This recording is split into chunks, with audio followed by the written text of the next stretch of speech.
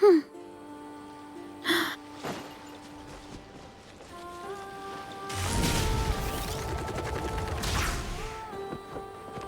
to roll!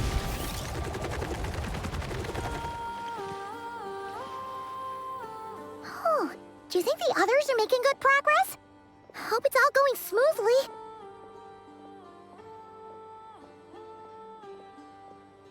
Oh, hey look! They made it back as well! Prince! Llama! How did it all go? All is well, thank you. Nefer and Yehoda had to stay at the curatorium to wrap things up, so they won't be joining us for now. I ran into Miss Anefa and Miss Aino on the way back. Their work is still in progress, so I suspect they won't be back for a while either. You seem rather cheerful today, Mr. Flint's.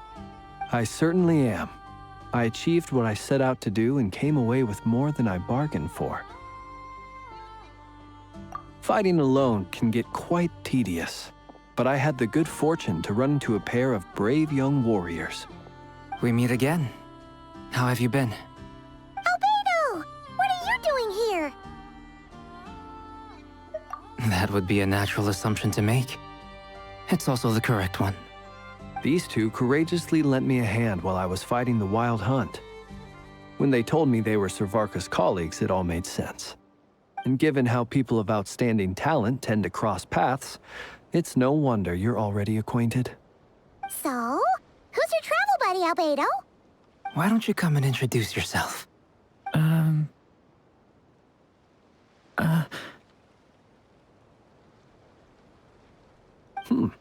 A gentleman of few words, I see. And a rather stern countenance. I presumed you were acquainted with him. Is that not the case? It's nice to meet you. Again. We've technically met before. Wait a sec! You're Minnie Durin! That's right. It's me. I'm glad to see you again. By the way, he says it's okay if you drop the mini. Yeah, I'm not as mini as I used to be. Interesting, isn't it? The first step towards blending into human society appears to be reflecting on whether one's name really reflects who they are. Wow! You look so different! In a good way, of course. It's great to see you looking so healthy. Thank you, Paimon. And although you're as mini as ever, I understand that diminutives don't always convey endearment. I'll be sure to simply call you Paimon as a sign of my great respect for you. Wow! You're such a smooth talker now. Paimon could get used to this. From now on, you may refer to her as your esteemed guide, Paimon. Personally, I think our little Paimon is the perfect size. When people call her Little Paimon, it's just because she's so adorable that they can't help themselves. If that's not a sign of endearment, what is? You're absolutely right, Miss Lauma. My brother still has a long road ahead of him when it comes to understanding human relationships. Anyway, speaking of long journeys, didn't Columbina, leave with you? How come she isn't back yet? She's been catching up with old friends. Wouldn't be surprised if she stopped for a cup of tea or 10 on the way back. Uh-oh. People are talking about me. Hope it's nothing negative.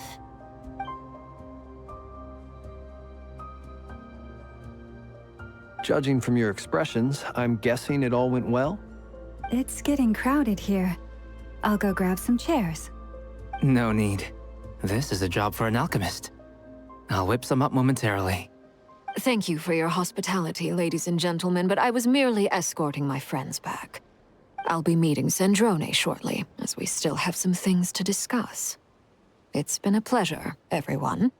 But this is where I'll say goodbye. We really appreciate your help.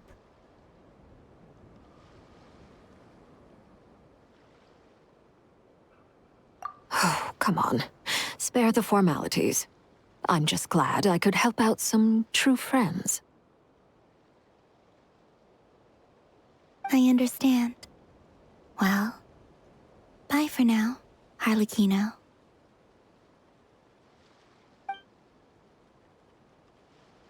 Oh, this place is hopping. It's probably a good thing one of us left. Otherwise, we might not fit all these people in. Are you saying we're about to run out of chairs? As a matter of fact, I am. Come on in and see for yourself.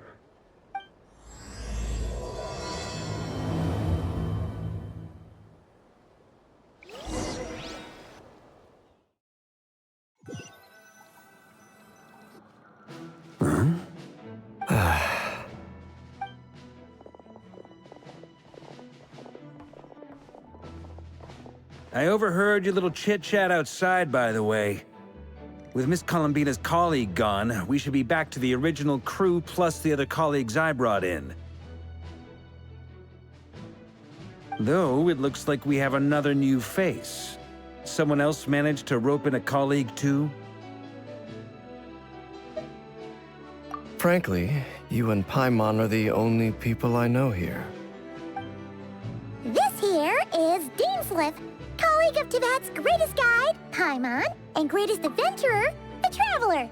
Well, not exactly colleagues, more sort of friends. When someone else jumps in to do the announcing, you know you're speaking to someone important. Let's hear what he has to say.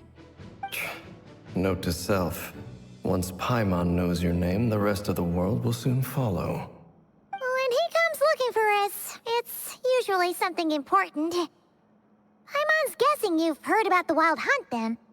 From the looks of it, you're about to hold a meeting. If I were to say that the Wild Hunt is our mutual enemy, would that earn me a seat at the table? As the saying goes, the enemy of my enemy is my friend. Mr. Dainsliff, there's a seat with your name on it. Though, I can't promise the same for everyone else. Hey, Albedo, think you can rustle up a couple more chairs? After all this time apart, Grandmaster Varka's first order is to rustle up a couple more chairs. I've missed this. Is he being sarcastic? Hey, he's your brother. Why are you asking us? I've still got a lot to learn about the nuances of human conversation. Trying to decipher Albedo's way of speaking has been like jumping in at the deep end. Oh, good point. Paimon gets you now. Don't sweat it. There are people who go their whole lives without getting the hang of it. You're ahead of the game already.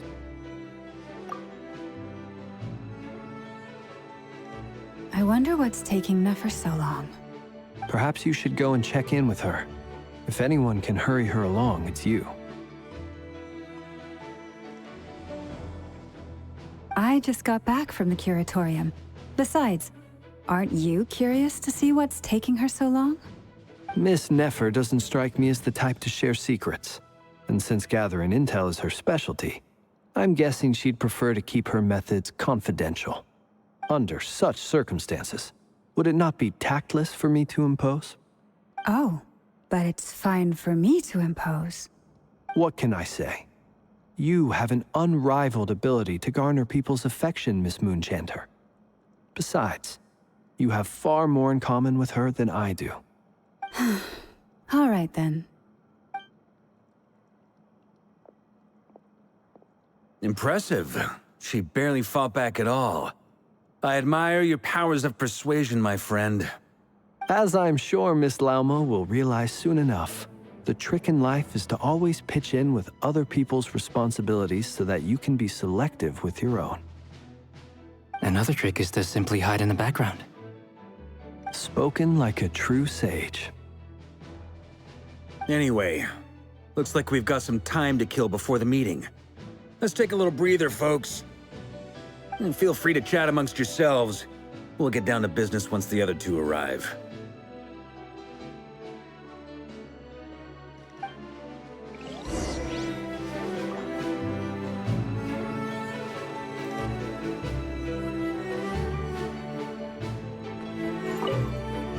You're both awfully quiet. Why don't I start us off with an icebreaker? Much obliged. Have either of you ever had your portrait painted? If not, I'd be glad to help. That sounds like a lovely idea. You know how to paint, then? I dabble occasionally. He's an excellent painter. Tables, chairs, people, dragons, you name it. He'll paint it for you. I'm flattered. If I ever get the chance, I'd like to give it a try myself. I'll bear that in mind. Anyway, how about you, Durin? What sort of portrait would you prefer? Oh, I'd be fine with anything. Whatever style feels best to you. Very well. Then I'll play it by ear. You can replicate any style I want? I can try. If you show me a sample, I'll do my best to match it. Thank you. In that case, I'll dig up some reference material for you.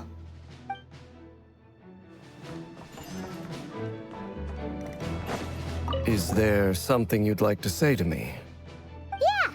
For starters, why'd you just show up here without even giving us a heads up? If you think back to our previous interactions, you may recall that that's hardly out of character for me. You do have a point there. Oh yeah, you'll need to find somewhere to stay the night too, right? Want to tag along with us? You never know. We might get a group discount. Sure, let's do that. Great! Paimon will handle it. And in return, we can get Dainsliff to be our very own personal bodyguard. If that's what you had in mind, you should have said so sooner. I'd be happy to help. Oh, okay then. Paimon was only kidding, but good to know. Anyway, since we're all here together, we might as well watch each other's backs. That's just what friends do, right? Indeed. Thank you.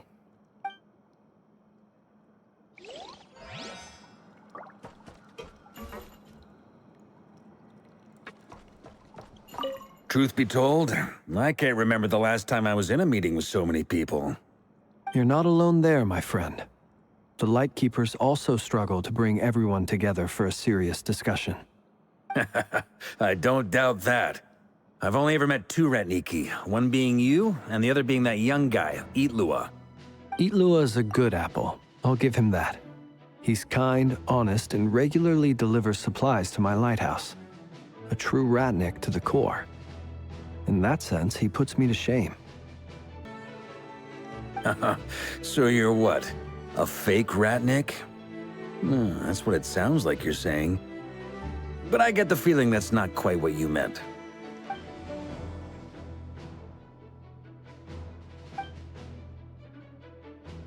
Come on, why the awkward silence? Sorry. I'm not even gonna bother trying to hide it. You've known all along, haven't you, my friend?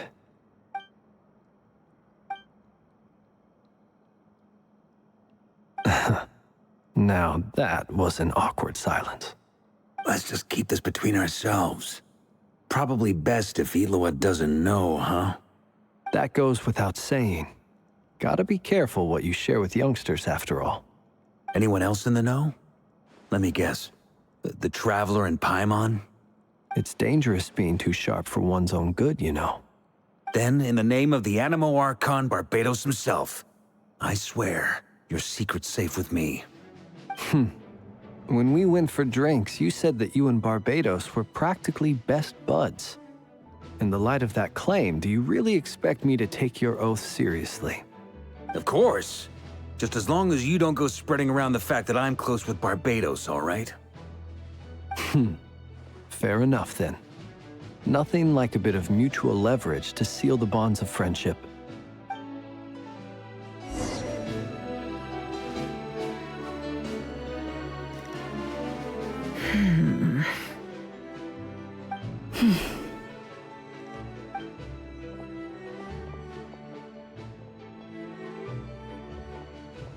Ah, Miss Nefer. You made it after all.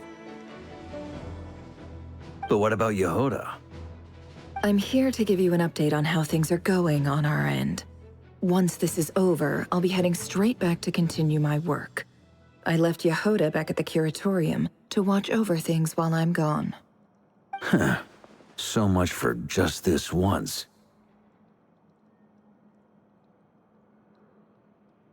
Shh! Not so loud! We're on a roll here. What if she remembers and suddenly decides to back out? Did you say something, Mr. Varka? Huh? I didn't say anything. Right, Flint's? Must have been a frog. They get so noisy around here at nighttime. It's like they're putting on a concert in the background. Anyway, before we begin, there's a few introductions to make. Let me start by saying that it's an honor to be speaking before so many distinguished colleagues and collaborators. First up, we have Miss Lauma. As Moon Chanter, she's the leader of the Frost Moon Scions, a local religious community in Nodcry. Then there's Miss Nefer, boss of the Curatorium of Secrets, an intel gatherer extraordinaire. Nefer is leading the investigation into Rerer's background, assisted by Yehoda and Lauma. From the little I've heard, they're making some great progress. Over here, we have Mr. Flint's, a Ratnik and guardian of the abandoned lighthouse. In our last operation, he courageously distracted the Wild Hunt to buy time for the rest of us. For those of you who've never met, this is Mr. Albedo, a renowned alchemist and captain of the Knights of Favonius investigation team. By his side is a new face for us all, myself included, Mr. Durin, who has come to lend his aid. Next up, we have the Moon Maiden and former Fatui Harbinger, Miss Columbina. Then we have the Traveler, who's earned more titles than I could possibly hope to list out, so I'll spare you the rundown. And Paimon, the ultimate travel companion and quite possibly the best guide in all of Tevat. Wow! That's a lot of people! Great turnout! Miss Nefer, it looks like you might have another job coming your way, so, congratulations on the booming business, I guess. You think I haven't got enough on my hands as it is? Who's looking for me now? That would be me, Miss Nefer. I have a commission for you. And you are? Who I am doesn't matter right now. What does matter is that I'd like you to gather more intelligence about the Recher of Solnari. Well, it's not as if we never take on anonymous commissions. But in your case, I'll have to decline. I'm gonna take a wild guess and say your job's probably more hassle than it's worth. Something about you seems like bad news. It's my eyes, isn't it? Conrian, I assume. And what's with the mask? Are you trying to hide your identity? In any case, the fact that you're even still alive raises an awful lot of questions for me. My name is Dainsleif. And yes, I am from Conria. As I'm sure you're aware, the Recher of Solnari's real name is Rerir. He was once an acquaintance of mine. Really? Then you must have been quite an influential figure yourself. You flatter me, but none of that matters anymore. My point was simply to clarify why I have asked Miss Nefer to investigate Rerir's background. So you're both from Conria, and it sounds like you used to be friends? What am I missing here? Surely you already know how he became one of the Five Sinners. I'll tell you everything I know. The history of Conria, the names and identities of the Five Sinners. I remember it all like it was yesterday. I have never spoken openly of this before. But the truth was exactly as people say. The Five Sinners were each driven by their own desires, and it was by playing upon these that the Abyss tempted them to their fall, tearing Conria apart in the process.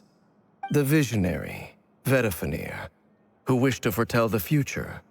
The wise, Haroptatir, who sought limitless knowledge. Gold, Rhindaughter, who desired to create life. The foul, Surtologi, who pursued supreme strength.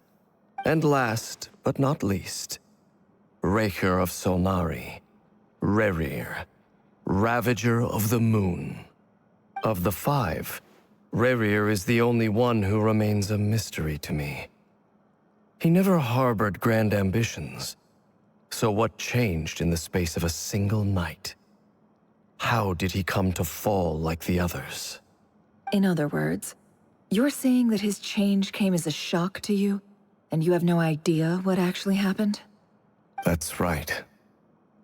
You mentioned how the Abyss tempted them, which led to their fall. But what did that look like in practice?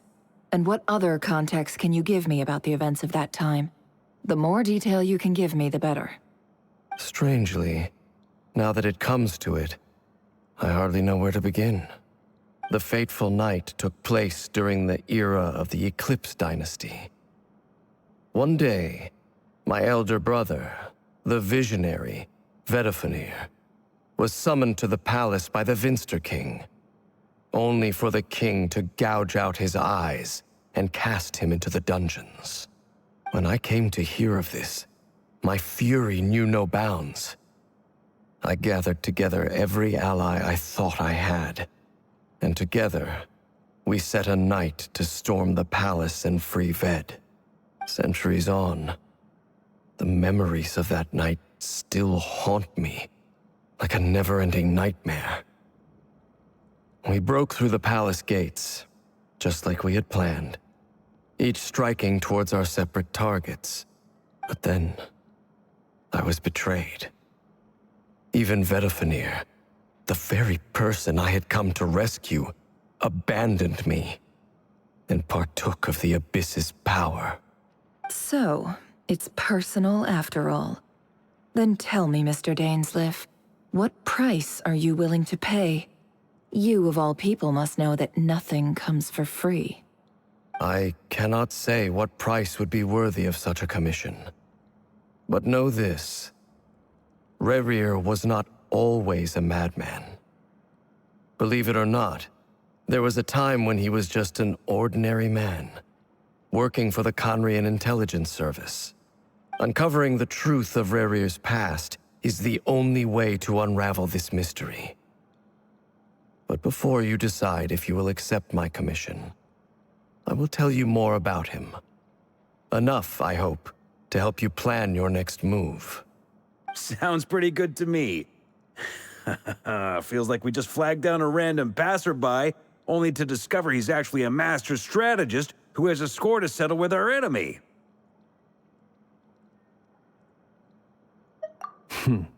Can I borrow your halo? It could be useful in the lighthouse. Hey, enough with the wisecracks! Besides, isn't that lamp of yours bright enough already? Relax. It was meant to be a compliment. If that was a little over the top for your liking, I'll make sure to tone it down next time. I'll give your proposal some serious thought, Mr. Dainsleif. Let's speak in private once the meeting is over. Before that, there's a few things I'd like to share.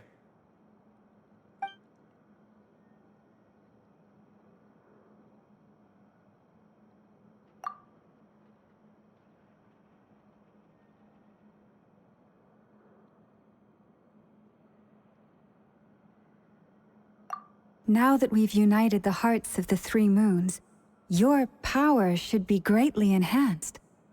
But it seems like that hasn't happened yet? I believe it will take a little longer. You've done so much for me, so I want to be completely honest with you all. Even though I'm doing a lot better now, the truth is, my recovery will likely be an ongoing process.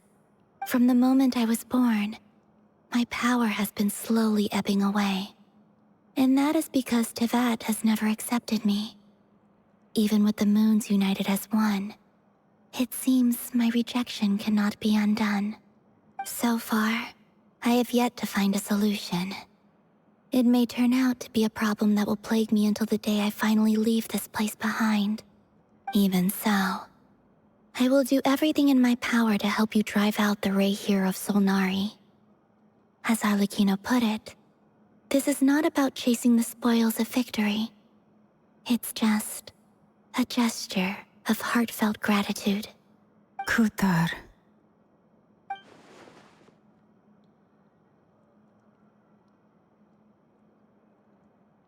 Defeating the Rayhir of Solnari will be no easy task. While my strength slowly recovers, we'll also need to gather more intel. Naturally. We should take all the help we can get if we hope to defeat him. We've considered several viable plans now. But our choice hinges on the answers to a few key questions. Is it even possible to kill Rerir? What experiences shaped the person or monster he became? And what's he really after? Given Albedo's expertise in alchemy, I think we should leave him to try and answer the first of these questions. Understood. As for the other two, I'm afraid we'll have to count on you again, Miss Nefer. Believe me when I say it's not my wish to burden you. But right now, relying on your skills is our only option. So you're placing all your hopes on me, huh? We can't thank you enough for agreeing to help us. Honestly, I can hardly believe how lucky we are. You sure have a talent for changing your tune, Miss Moonchanter. Timid like Yehoda one moment, then flinches insincere flattery the next. Ladies, please. I must object to your portrayal of me. That's all. Feel free to keep bickering. Just pretend I'm not here. I almost don't want to leave this room. I'm curious to see how this plays out. I have faith in you, Miss Nefer. Something tells me you'll stand by us until the very end. Oh? And what makes you so sure of that? What if I suddenly decide that my compensation is insufficient? This isn't about the money. I can sense that you've got a deep-seated distaste for Rerir. And knowing you, that alone is motive enough. Look at them getting along so well. Like two peas in a pod. And I'm the one they accuse of insincere flattery. There is no justice. Miss Lauma, you have to understand something. Unlike you, I don't actually enjoy having everyone's hopes on my shoulders. Is that right? Well, maybe the fact that I'm willing to put my hopes in other people says more about me than you. But the fact is, I also trust you. And that's because I know that you're someone we can count on. Anyway, we've got our plan, so let's get moving. Mr. Dainsleif, let's talk. And Traveler, once we're finished, if you've nothing else planned, I'd like you to come with me. This whole experience is teaching me a lot. For instance, I now know that when other issues come up in the future, I'll have far more luck getting Lauma to convince Miss Nefer than trying to do it myself. Hate to say it, friend, but that's one of the funniest things I've heard in a while. Why? You think I've got it wrong? Quite the opposite.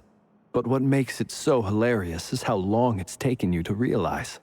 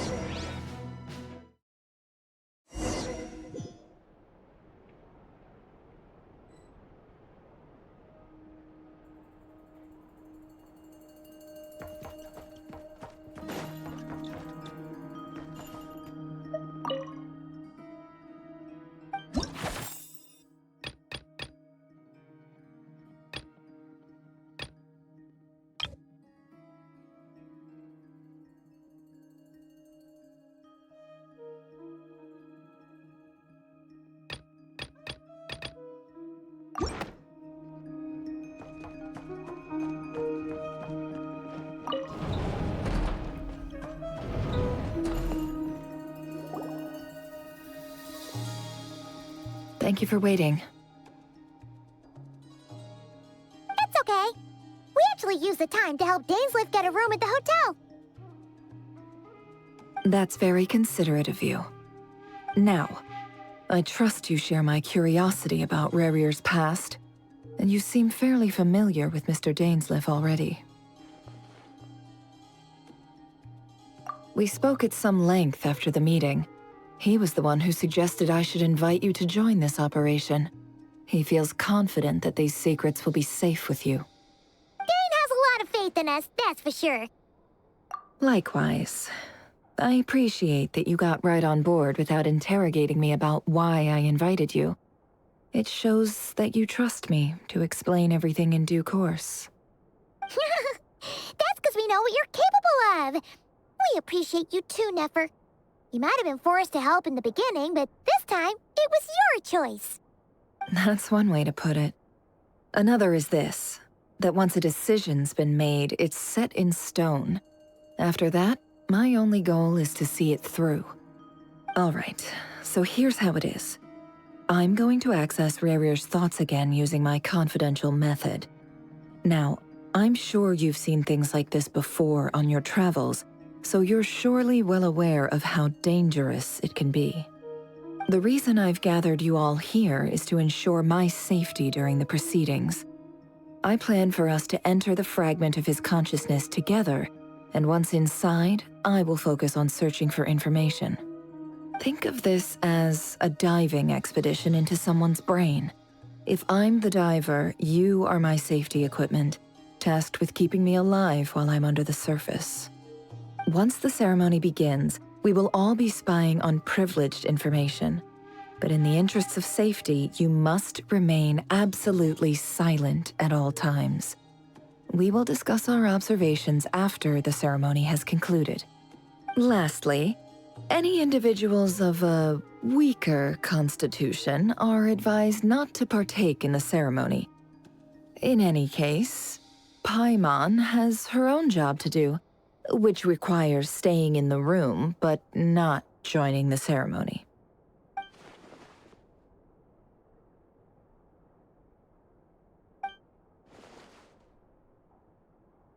Well, good luck, everyone.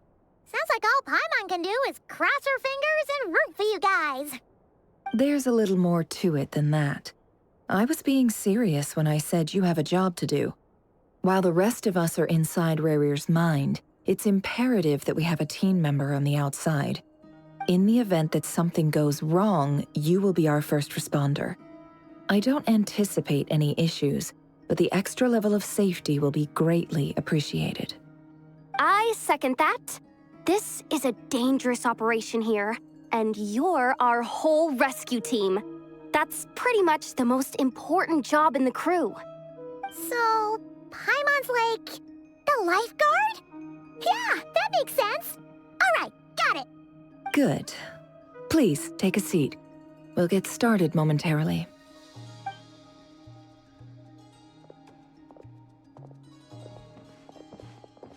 So, did Mr. Dainsleif tell you anything else?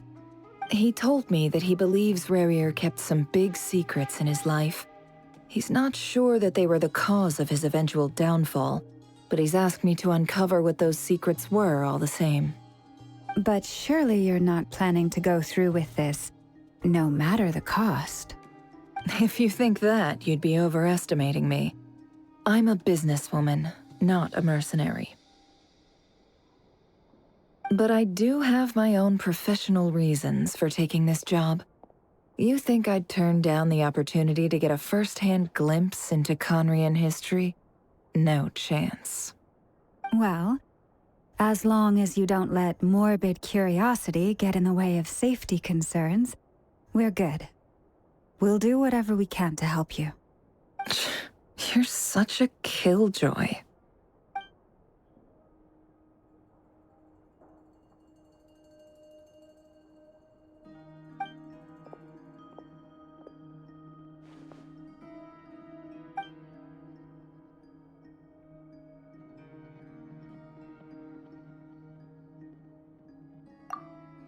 All right, I'm good to go. All set over here, too. Promise, Paimon, you'll be extra careful. All right. Let your whole body relax. We're about to begin. Close your eyes.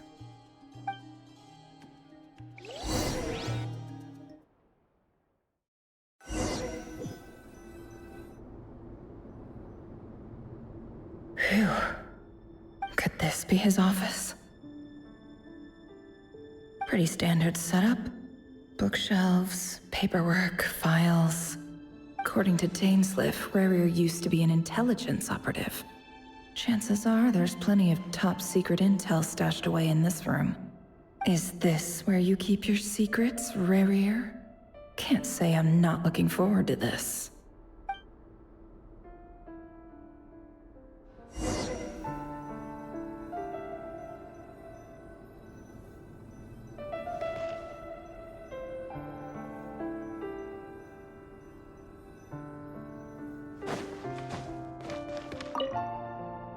Bookshelves full of documents. Looks like these are all files, packed with the personal details of individual Conrians. The Crimson Moon dynasty preceded the eclipse. Since Rarier worked as a secret agent during the latter, it stands to reason that he was tasked with purging remnants of the old dynasty. Yep, lines up exactly with what Dainsliff told me.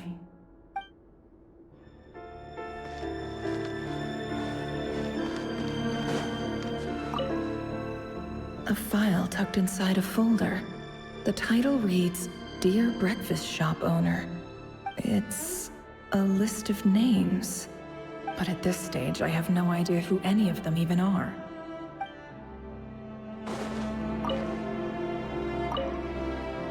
Wonder what kind of encryption technique this is. Seems like it has to be inserted into that camouflage device nearby. Aha! It's an audio recording. Please, hear me out. I can't shake this feeling that someone's been spying on our house. No, I'm not being paranoid. It's true. I saw someone dressed in all black. It was a couple of days back, but that was on another street, not near my house. I swear, I know what I saw. There's a note in the margin. Surveillance of the Runforther residence has concluded. We apprehended the target and filed the mission report last night. Could the voice in the recording belong to one of Rarier's targets?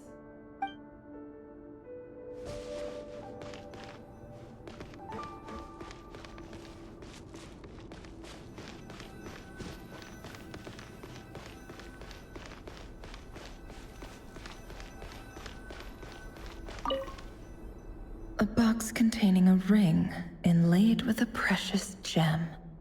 Must be for his girlfriend.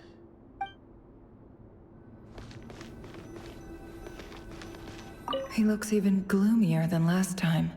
I wonder what's changed.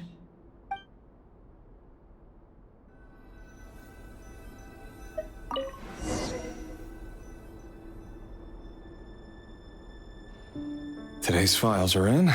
Time to wade through them, just like usual.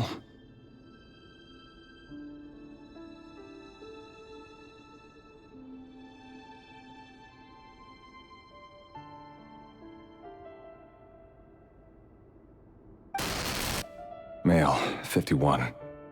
Occupation, cook. Confirmed Crimson Moon descendant. Has maintained frequent contact with other descendants over the past year. Poses a threat to the dynasty. Neutralized.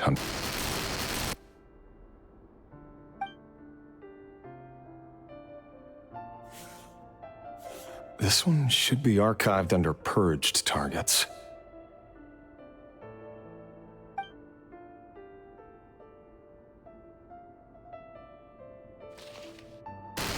Female, 23. Occupation, office clerk.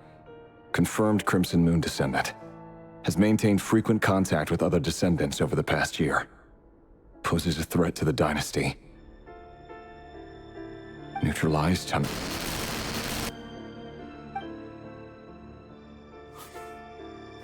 Another one for purged targets.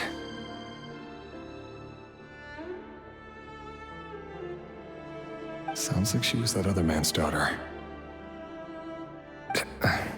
Never mind. What's it got to do with me?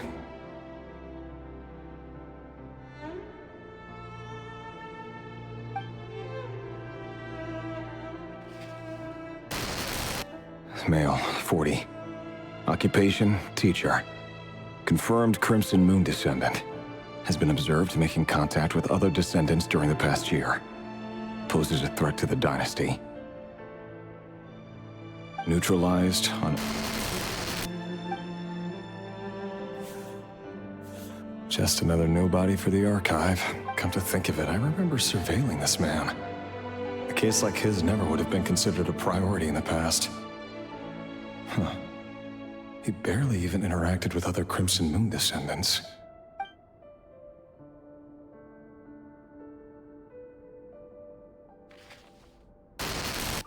Female, 16. Occupation, none. Orphan and confirmed Crimson Moon descendant. Has been observed making contact with other descendants during the past year. Poses a threat to the dynasty. Neutralized on...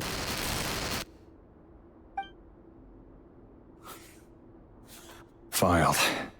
I have no recollection of this girl. None whatsoever. She doesn't seem to be anyone important, but then again, how many of them really are?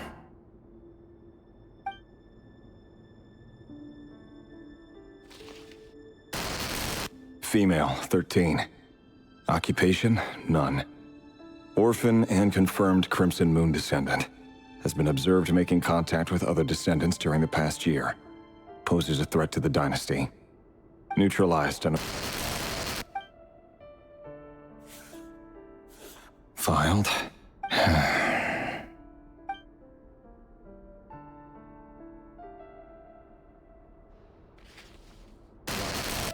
Male, 11.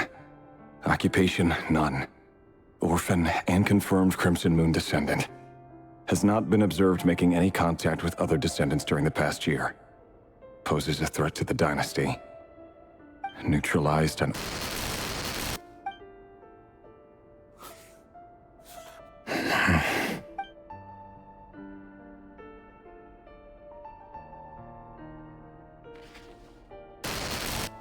Male. 6. Occupation, none. Orphan and confirmed Crimson Moon descendant. Poses a threat to the dynasty.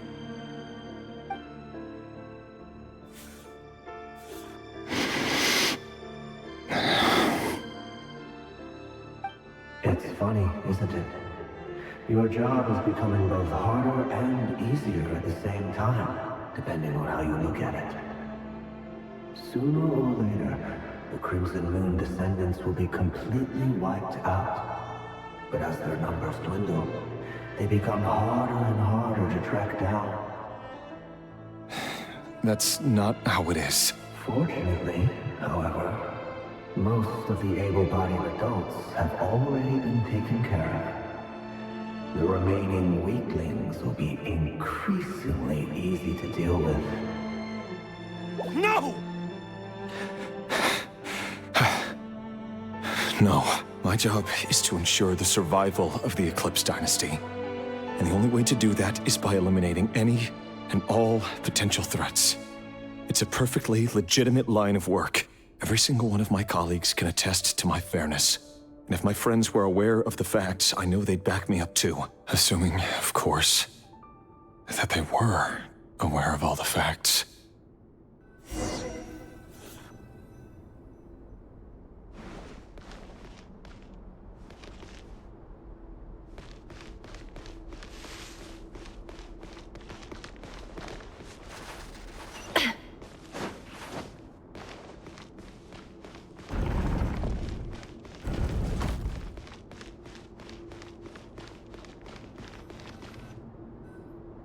Mr. Vedifalnir, it's been quite some time since we last met. Rerir, I trust you're here because you have something important to discuss. Forgive me. I wasn't tuning out, it's just, I noticed you didn't even phrase that as a question. As if you knew I was coming. Tell me, does someone in your position ever feel the need to ask questions at all? It is indeed within my power to foresee certain things. Things like your arrival. I was just thinking.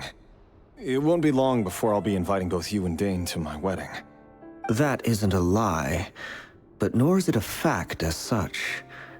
It's a wish, isn't it? No fooling a prophet. happens there? Ever since that day we met for drinks, I knew it was only a matter of time before you came looking for me. Does it feel good? Knowing how the future will unfold. I'm afraid the notions of good and bad fail to capture the complexity of what such a power entails. Once you've seen what will come to pass, it can be all too easy to succumb to fear and melancholy. Unless, of course, you learn to abandon these feelings.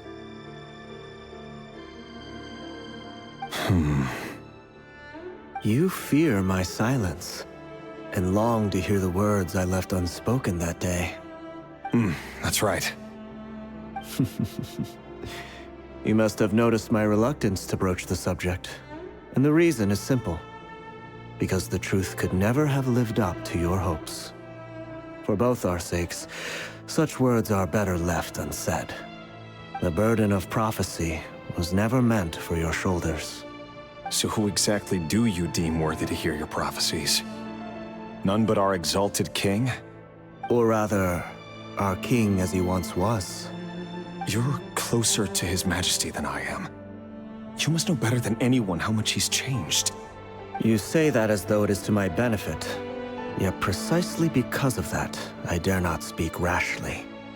A king can turn out to be the most virtuous of rulers, or a tyrant more terrible than the most vicious of dragons. You are so wise and far-sighted, yet still you would have me live in fear of the unknown? You make a fair point. Especially given my silence alone was all it took to send you spiraling downwards. Very well then. Let me offer you some advice. And I say this not as a prophet or a visionary, but simply as the brother of your friend. For many reasons, there is very little chance of your marriage ending in happiness. If happiness is what you seek, you should find another fiancé.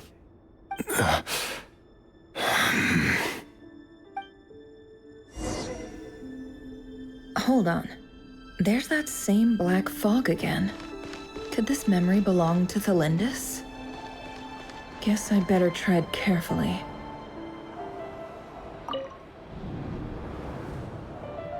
Wait. Hear me out.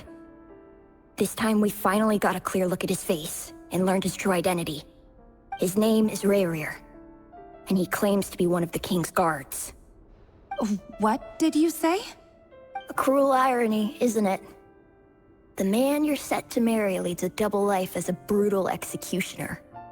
Why are you telling me all of this now? Simple. It's because I want you to kill him. You are the only person he would never suspect. No, absolutely not. I would never dream of doing such a despicable thing. So you'll just stand by and watch him slaughter us to the last? Do not forget that the blood of the Crimson Moon flows in your veins too. The blood of the Crimson Moon? What does that matter now? The dynasty has long been dead and gone. You think that alone is reason enough for me to throw away everything I have? Why wouldn't it be? You two were once a child of the Crimson Moon, just like me. Don't tell me you've never felt so much as a flicker of fury for the way we were trampled into the dust. As long as you promise to abandon this pipe dream of restoring your dynasty, I can try to persuade him. Or have him persuade the Vinster King. Persuade the Vinster King? Do you even know why he's so obsessed with hunting us down? Why he keeps trying to force us to hand over our secrets over and over again? Or why we refuse to give up on restoring the dynasty? The Vinster King. A blind fool.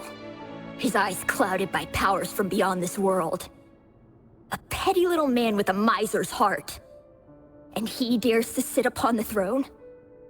Mark my words. Sooner or later, Conria will fall. And it will be his doing. If you can't bring yourself to do it, so be it. Just you watch. It won't be long before calamity descends upon us all. The Rehir of Solnari. That really is quite a secret you've been keeping from me, Rerir. But who am I to talk? Am I really any better? I've kept my own past a secret this whole time, too. Love should be built on honesty. But ours was born from lies. And yet, is it really so wrong to hide things that would only make life harder? If we don't cover up the parts that no one else should see, how can we go on pretending to be normal? Vedifulnir must have known all this. And that's why he made his prophecy. In the end, nothing stays hidden forever.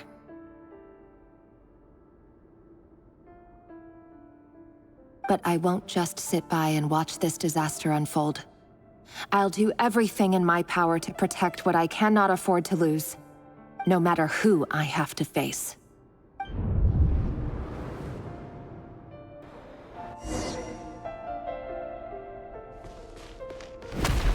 Huh? Was that Rerir who just walked past the window? Doesn't it give you the chills that he still takes the same road to work every day? As if nothing ever happened. Those people at the deli. Enough already. They're clearly pretty taken by their own disguises, so just smile and play along. Pull the rug from under beasts like that, and you'll risk having your throat torn out. Deli? Oh. They're talking about those people from the opposition. Right. I'd almost forgotten they used to run a deli. People of no consequence always vanish so easily. And no one even remembers them.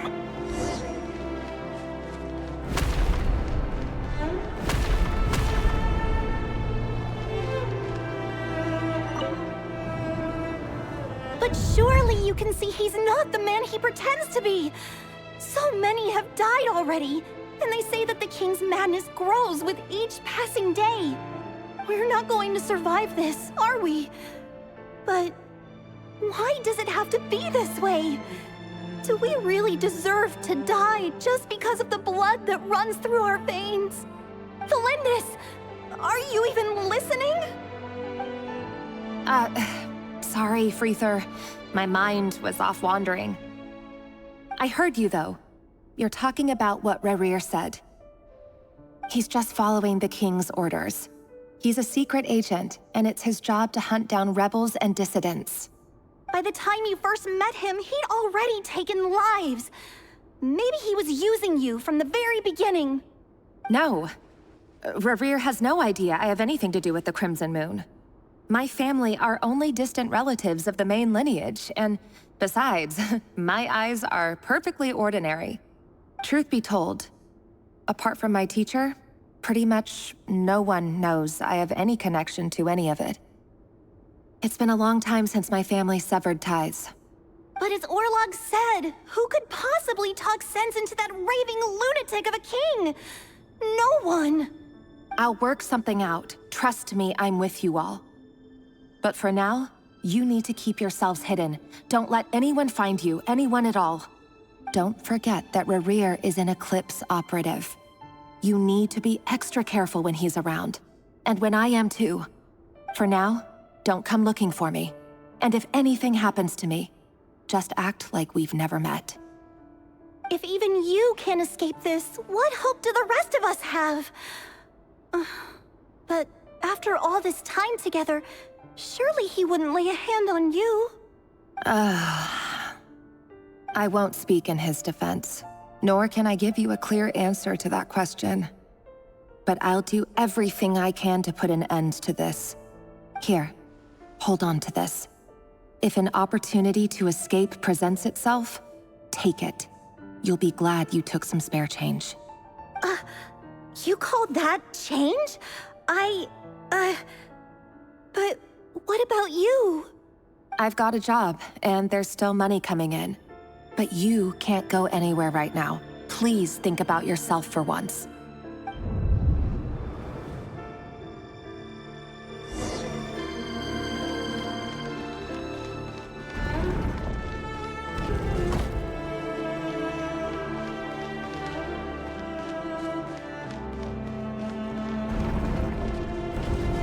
Another day, another round of assassination training. Training ground is just beyond this hidden passageway. When you kill a person, doesn't it bother you when you end up covered in their blood? Why would it? Aren't we all just walking blood bags? But not everyone is accustomed to hunting down others like prey. You've been a hunter for so long now, you seem to have forgotten that most people don't just go around killing one another. Leave me alone.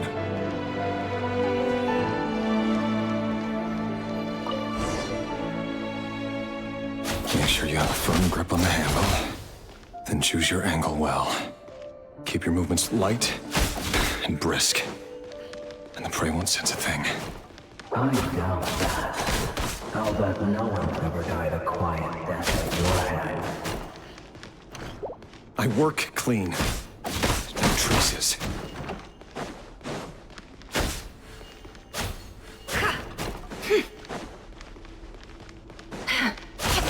That doesn't make it open and above board, though. Your king happens to need you right now. Somebody he doesn't. That won't happen. He's changed. Ever since he showed up to sell that power. In the beginning, he only had you take out a handful of the guilty. But now... The ones I've dealt with have always been guilty. And I've carried out my work flawlessly.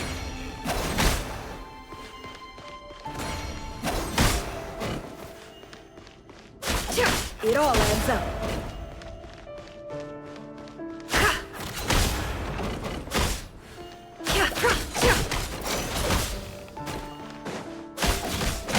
No more lies. You know why Felinda's the proposal, don't you? Was it because he didn't trust you? Or something else? Enough!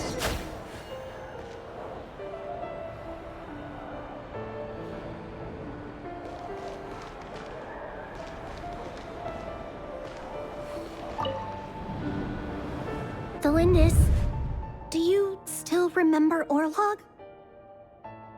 Orlog.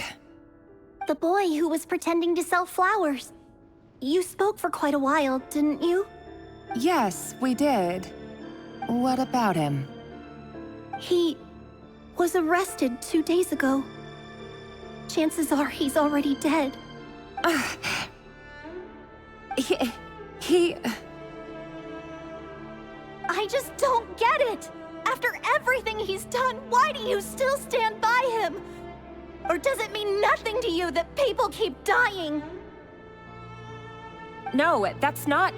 Just hear me out. I need to go now, Felindis.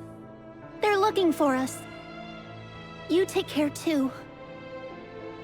If you ever need a place to hide, come find us.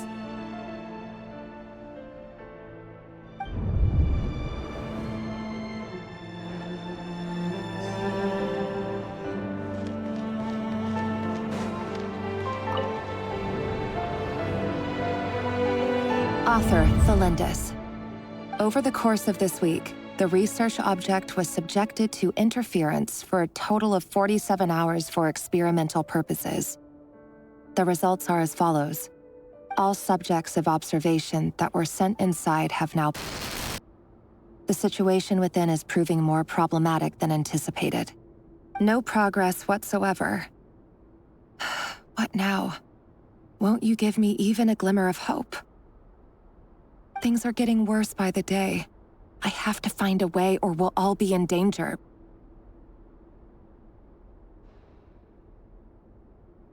But I... If all this research comes to nothing, what then? Sooner or later, it'll be my neck on the line. But could he really bring himself to kill me? No. Surely he wouldn't have the heart.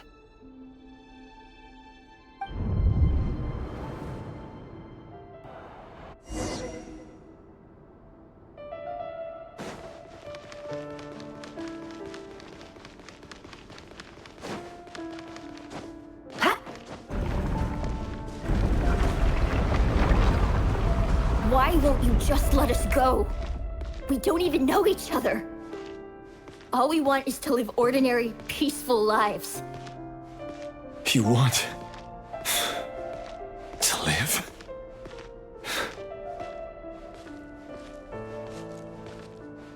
Yes. I just want to go on living.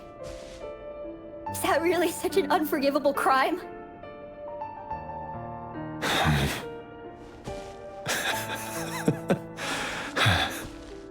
You want to go on living. I want to keep living too. To keep living forever. That's why I have no choice but to continue on the path I'm on. If only some savior would suddenly swoop down and change the way the world is. Too bad it's not going to happen.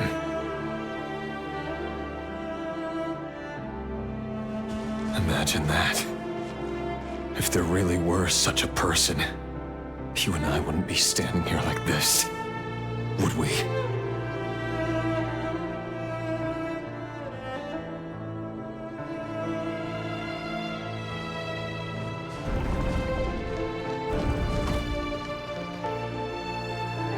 Today's files are in.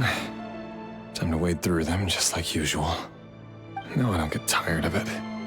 It's my job. And not only am I lucky to have it, I'm good at it too.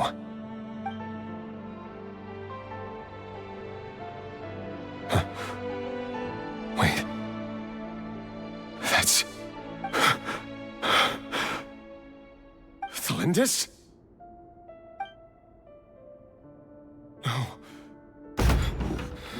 No.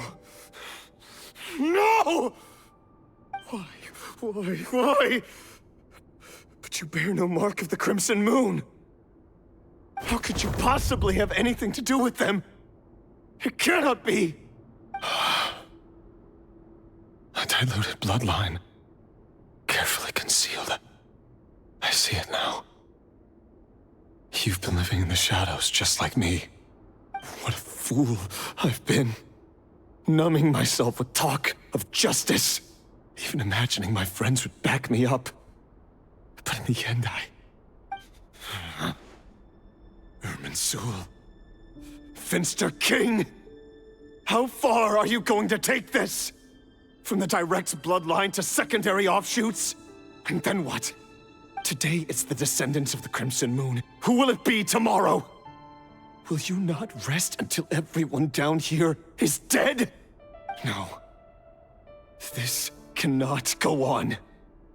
This is where it ends.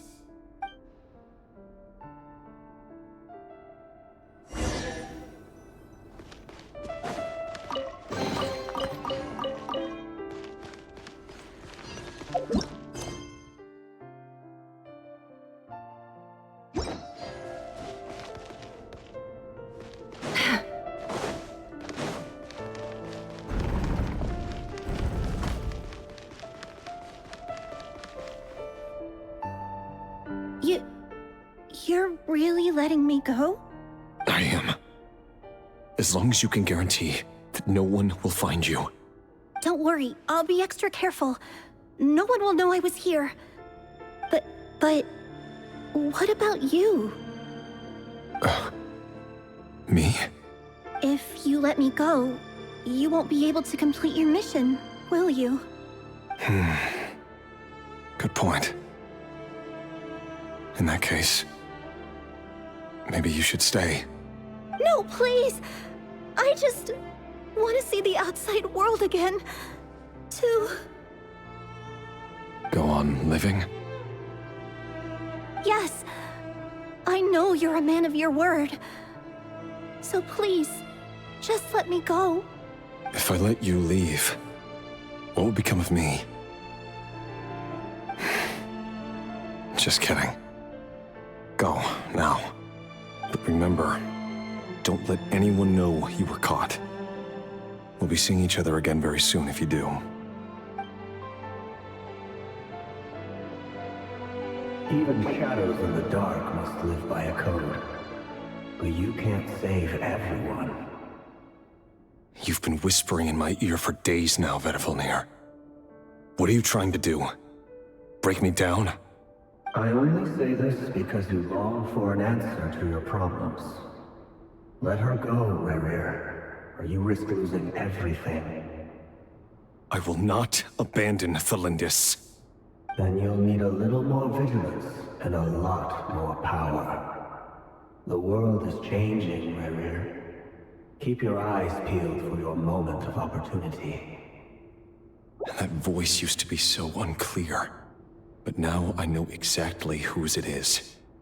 It's Vedalfnir. He won't tell me how to actually resolve any of this, but he keeps trying to manipulate me like a puppet. What's his game here? Tell me then. What will this moment of opportunity look like? And no answer. He's like a ghost. Always disturbing me when I'm on edge, but never answering when I need him most. So, the Eclipse Dynasty was purging, well, massacring the descendants of the Crimson Moon. And it seems like it was all connected to the Vinster King's research. The King's obsession with abyssal power left the future of Conria hanging in the balance. No wonder every aspect of Rerir's life was so unstable. And it looks like this Thelindis, Rerir's would-be fiancée, herself belonged to a sub-branch of the Crimson Moon Dynasty's descendants. It almost defies belief that a couple like them could hide the truth from each other for so long. If the Vinster King hadn't intervened in such a drastic way, they might have gone on deceiving each other for the rest of their lives. And why does Vedalfnir, Dainslif's older brother, keep talking in Rerir's head? This guy kept more secrets than I ever imagined. The human mind is like a vast desert of shifting sands. When you follow the flow of someone's memories, you only ever see the parts they're willing to let surface. Time for something a bit more creative. We've been inside Rerir's mind this whole time, building up a picture of his psyche. There's already enough clues on the board to start reading between the lines and mapping out the rest. Now, we can finally begin to put the pieces together. Sure, it'll only be a reconstruction, part simulation, part reasoning, but it's usually pretty accurate. Once we've built up a cognitive profile, we just need to cross-check the logic behind his actions. And then we'll be able to take a sneak peek at whatever it is that Rerir has really been hiding.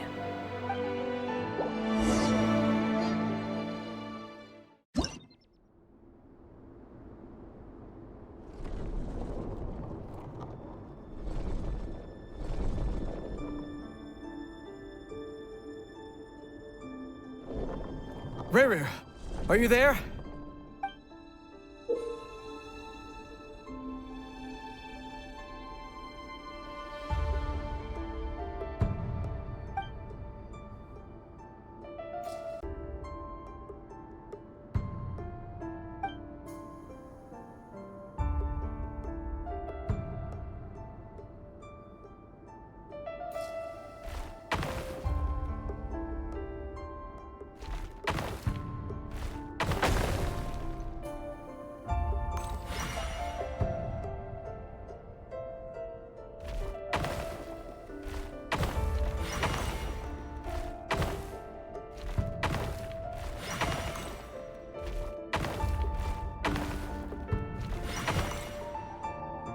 Hey, Rerir!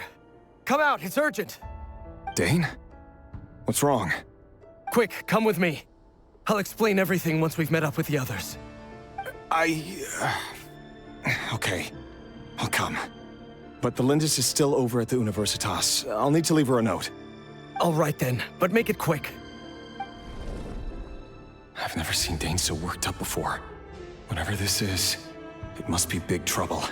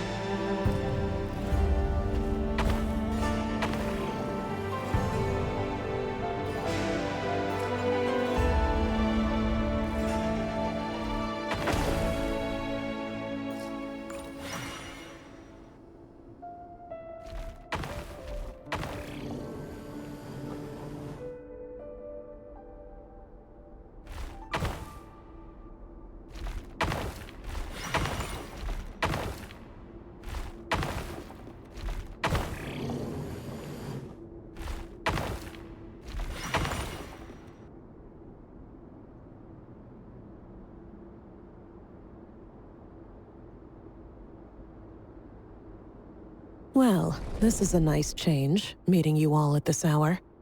When men and women of ambition can speak face to face in broad daylight, I say that's a big step forward for our dear Conria. Don't be ridiculous. We do not fear the day. Why would we seek refuge in the night? You might ask your blade that same question. I'm told it prefers the cover of darkness. The word on the street is that Sir Elegy only strikes when he has an unfair advantage. But that is patently false. I see you're missing an arm and a leg. Surely only a fair fight could explain that. If this is your way of offering me replacement limbs, believe me, I'll take them. Oh, we can certainly discuss that. With bioalchemy, anything is possible.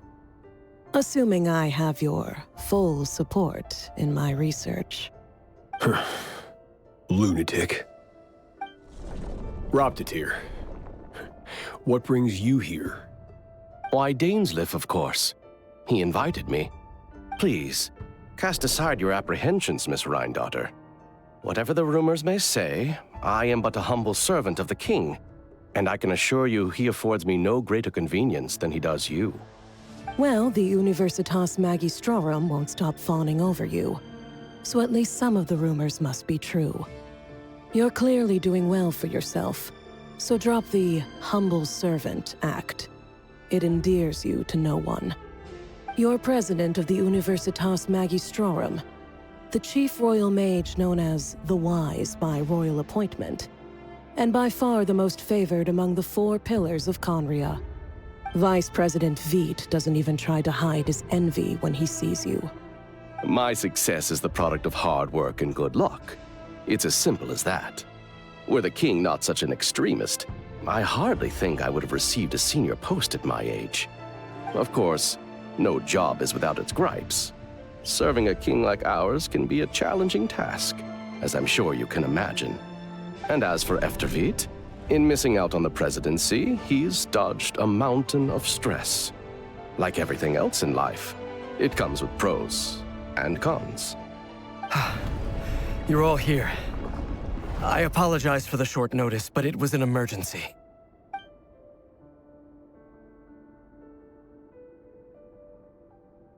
You must be Rerir. Mr. Sir Elegy. Yes, I handled your case file during your sentencing. Nothing personal, of course. I'm pleasantly surprised that you remember me. You're clearly a person of substance if you've been invited here. But Dainsleif, you'd better have a very good reason for convening this little gathering. It's my brother, Vedafenir. After he spoke at the court this morning, the king was so infuriated by his words that he had him blinded in both eyes and thrown in prison. Vedafenir in prison? Strange. I thought the king trusted him and Horoptatir more than anyone else in the world. Does this mean the king's circle of trust just got even smaller? It has nothing to do with trust. It's about what the king wants, which is as clear as day to anyone paying attention. I simply appease him, because it's in the best interests of the Universitas Magistrorum.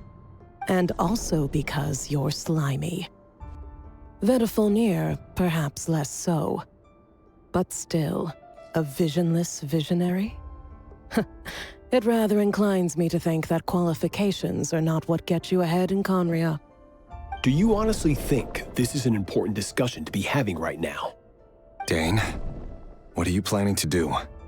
Rescue Vedafenir, I assume. Correct. It will mean storming the palace by force. Tonight. I need all of you on my side. That's far too dangerous. And don't forget, Dainsleif, you're captain of the Royal Guard. You swore an oath to the throne. Hmm? You've been planning this for a while, haven't you? I have no desire to commit treason. But whatever critique the king may have of Vedafenir, disfiguring your most loyal subject for putting the best interests of his court and nation first, this is not the conduct of a wise ruler. My blade will force the king to see the error of his ways. So, Vedafenir's prophecy enraged the king. I'm sure it wasn't what he wanted to hear, but if he won't take counsel even from the visionary, that is deeply troubling news. The extent of His Majesty's madness is now all too clear. The question is, how does a man like me get out of this situation unscathed? You have noble ambitions, Dane, but I'm afraid they don't do much for a guy like me. I'm not interested in saving the world. All I want is a letter of pardon. A letter of pardon? For whom? Thelindis? The chances of the Vinster King issuing a pardon for anyone connected to the Crimson Moon seem vanishingly slim.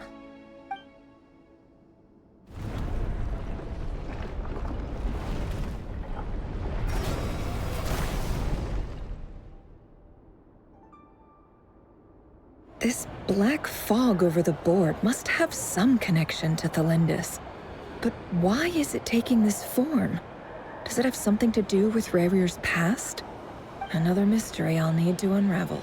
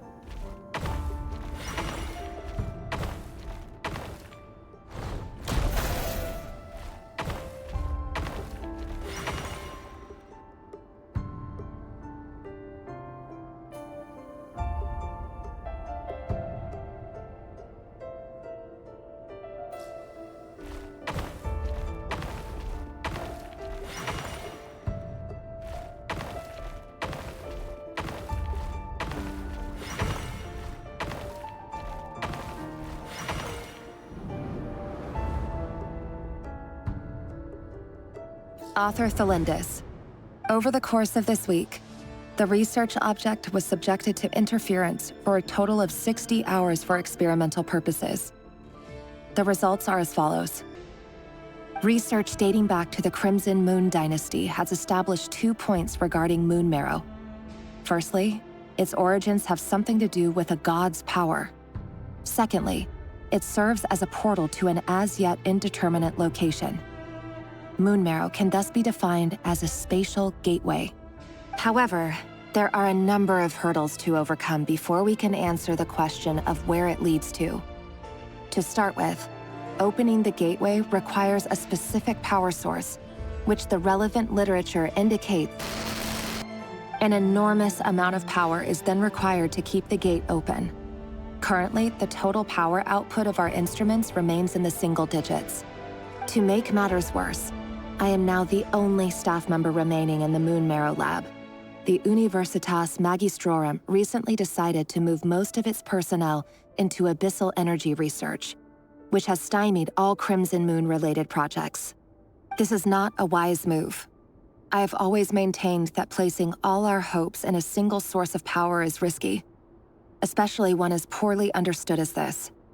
As well as making ourselves overly reliant on a single resource, we are neglecting other promising technologies. I apologize if this comes across as disrespectful. But as a Moon Marrow researcher, I desperately want to see the world beyond the gateway. If we really made it there one day, what would we find? And how would we go about taming the unknown? My imagination is endlessly fueled by questions such as these.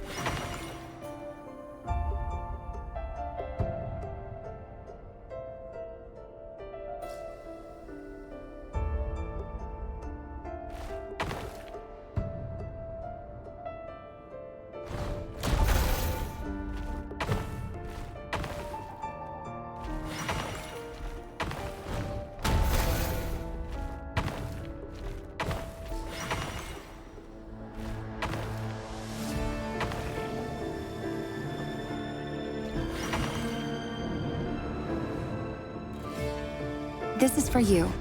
I heard you're gonna leave the city with your parents. The Lindis. Did you hear about what happened? I've heard nothing. Rerir got back very late last Friday, and he was acting a little unusual, but he slept pretty well, so I'm guessing whatever he did was a good deed.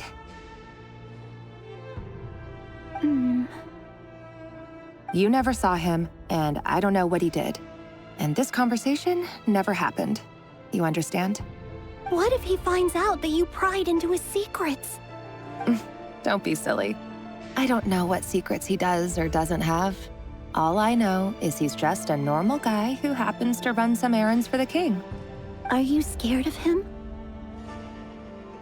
I don't know. The Rerir I know doesn't match the person you all describe. Logically, I should be scared of him. And yet, I don't want to lose him. But enough about that. You should get going, and be careful with the package I gave you.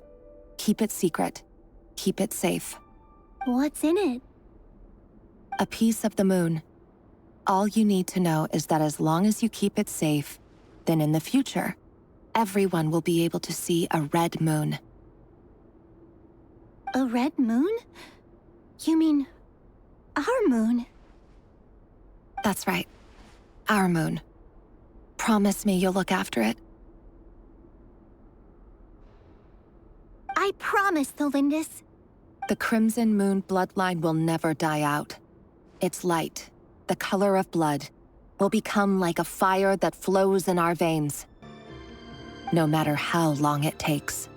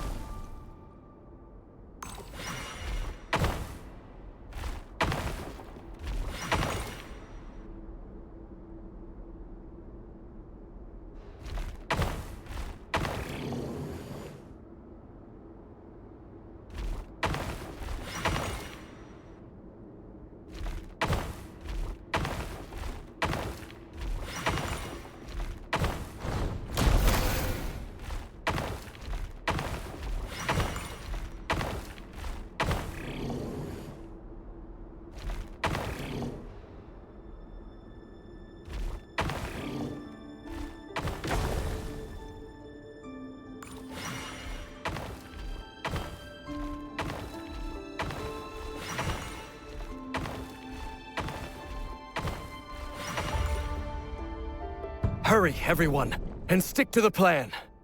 Sir Dainsleif, what are you? Is this treason? You know what happens to those who betray the throne. Please, don't do this! It is the king himself who has betrayed the throne. He has betrayed all of Conria. If you have any love left for justice in your heart, you should join me. It's showtime. Dane and his group will handle the troops in the palace. Then Hraptatir and Rhindaughter will disarm the security measures. My job is to enter the prison and rescue Vedifalnir. Stay safe. Wish me luck. Look after my brother. Draw your blade. It is time for justice to prevail.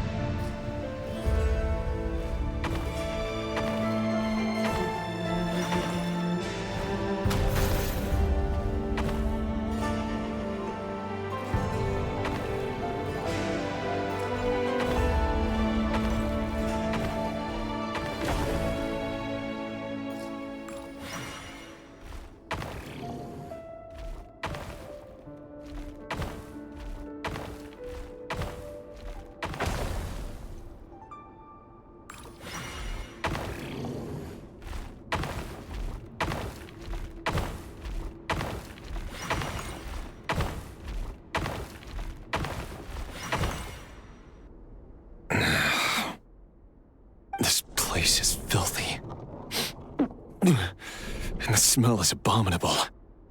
Clearly, the king doesn't allow his prisoners a single shred of dignity. This is dire. Found you. Hello, Mr. Vedafilnir. Ah, it's you. Surprised? Oh, wait. I guess surprise isn't an emotion that prophets feel very often. I certainly felt some surprise in the moment when I was blinded. Surprise at the king's sheer ignorance. Surprise at just how unfairly this world responds to words of earnest remonstration. I'm curious. What did you prophesize this time? It wasn't a prophecy. It was a word of warning. Someone had to say it. The king has forsaken all reason in pursuit of his obsessions.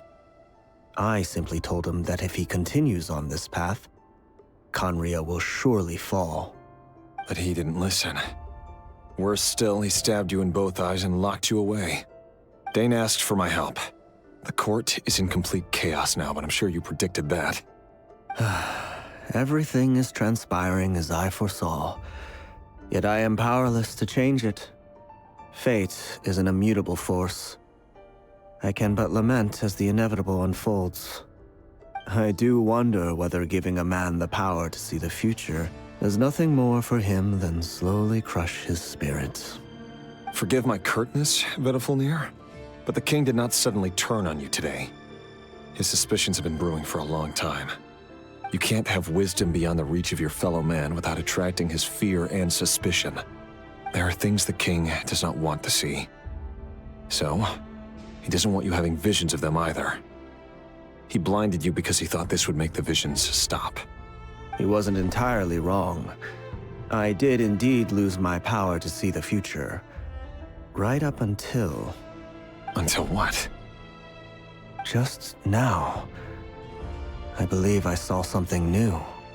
Well, tonight could go a lot of different ways. 5 of us banded together to storm the palace, also we could rescue you. This will go down as the most tumultuous day in Khaenri'ah history. I sense hatred in you, but also hope. A desperate hope that with the tyrant deposed, that will be the end of the story. But this is not the end. It is the beginning of a new chapter, and a whole new story. There are many men of honor and courage in this world, Rerir. But you are not one of them.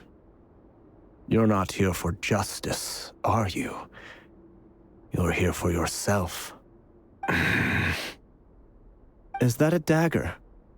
Interesting. Why not the polearm? It was always your weapon of choice.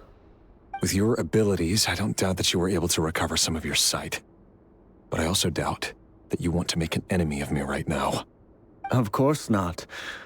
We're on the same side, aren't we? We could be. But I need you to be honest with me, Vedafilnir. At this point, you're my only hope for the future. You mean your future? With your beloved, Felindis? Yes. And I know there are bigger things at stake here. A dynasty, a nation, maybe the entire world. But forgive me, I care first and foremost about myself. I can't abandon the one I love to save myself.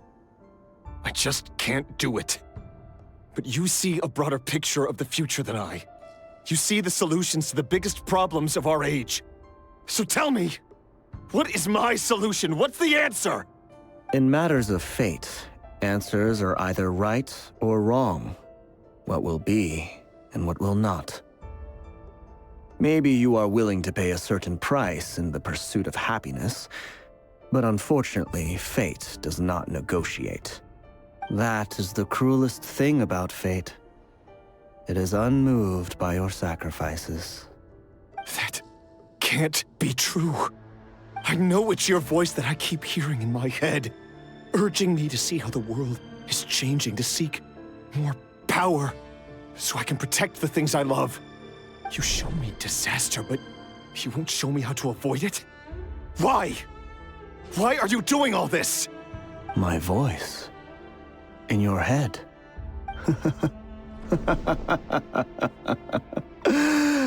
So, you hear it too. The voice that steals your mind, gains your trust, and drives you crazy. It turns out that we are not so different, you and I. Vedifalnir just broke into the strangest smile I've ever seen in my life, as if he'd discovered some monumental secret. But then he suddenly switched to looking extremely weary. Very well then. My advice to you is as follows. You must persevere.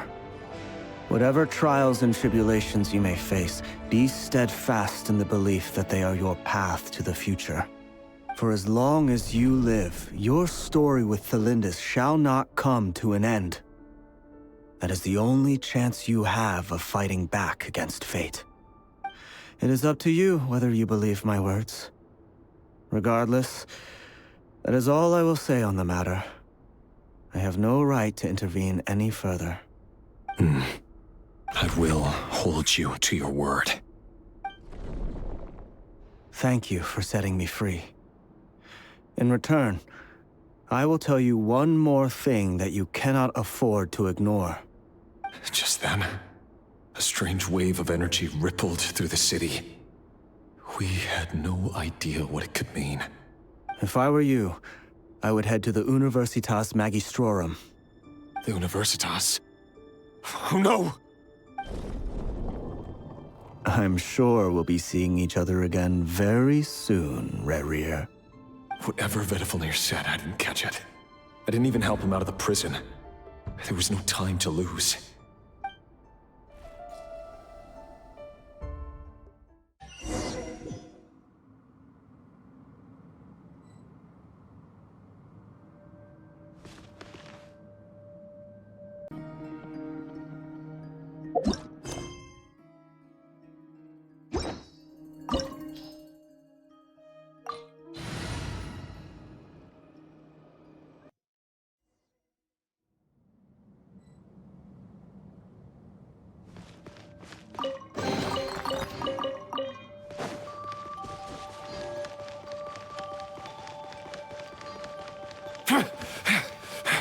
Monsters? Is this Rheindotter's doing? Or the Universitas Magistrorum? Out of my way!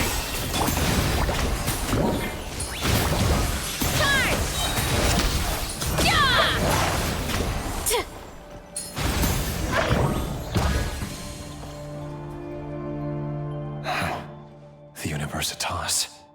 That reminds me of a rumor I once heard. Allegedly, the king installed secret mechanisms in the palace and around the city. No one knows where they are or what kind of power they hold. But if they were ever going to activate, it would probably be on a night like tonight. Help! Help! Hold on! Don't let them anywhere near you! Save me! I can't! Ah! That sounded like an explosion. So, the rumor is true? The king really went through with it. What other means does the king have at his disposal? They must run on power from the Abyss. And given it's a major center of Abyss research, anyone over at the Universitas will be in grave danger. I have to hurry!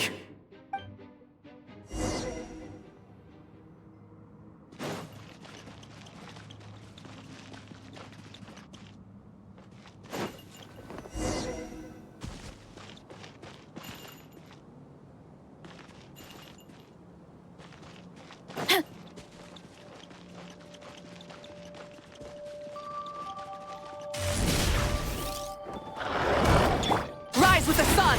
Wrath from the sky! Incinerate! Let's see! A little amuse-bouche! No more lies. It all falls into place.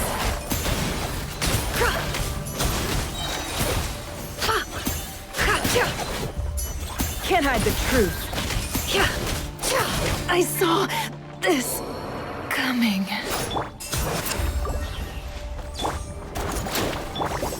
Light it up! Off to the freezer! Juice on the loose! Hero incoming! Yeah! Headbutt! No more lies. Pyroclastic surge!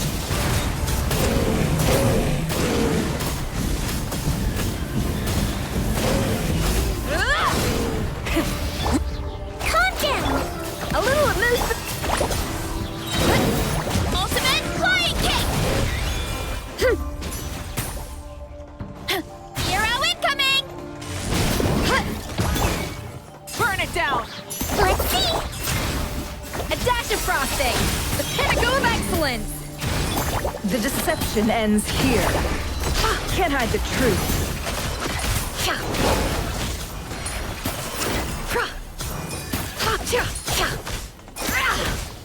Wrath from the skies! Try and stop! Hold still! A little amuse boost! Running late again.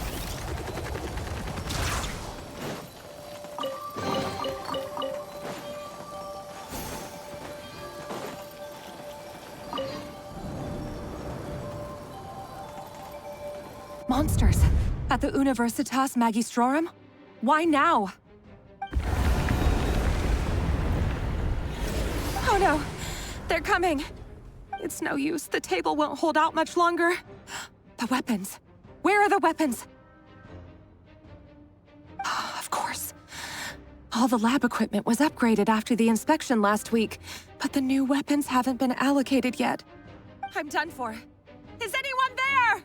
I need help! Ah!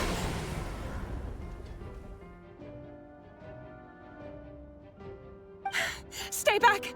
Please stay back! Please!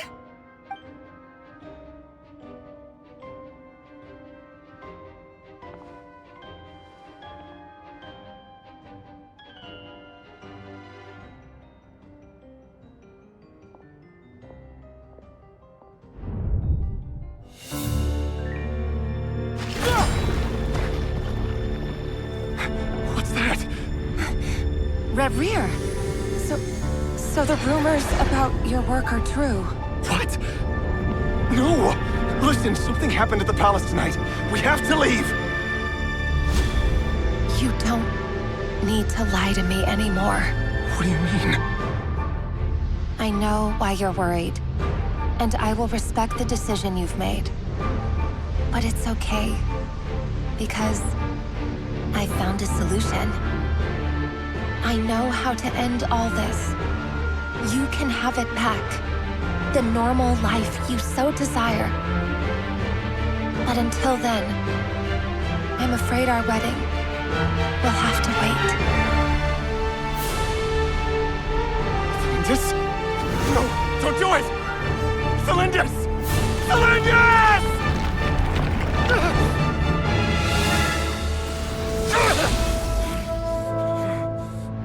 I told you, Rerir. Let her go. You will find someone better. No! No, I won't do it! I have to save her! By what means exactly? A lowly pawn.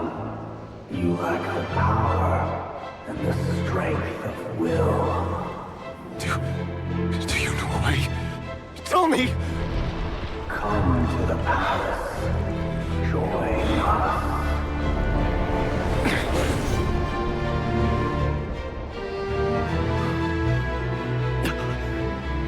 Rerir, thank goodness we... Step forth and take your share.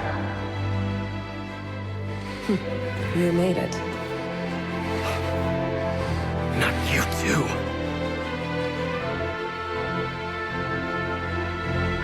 Hatred or grief, despair or desire.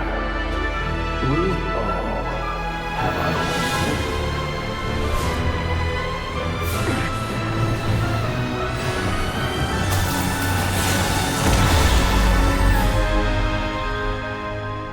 Rerir. Rerir. Cylindus? Were you daydreaming?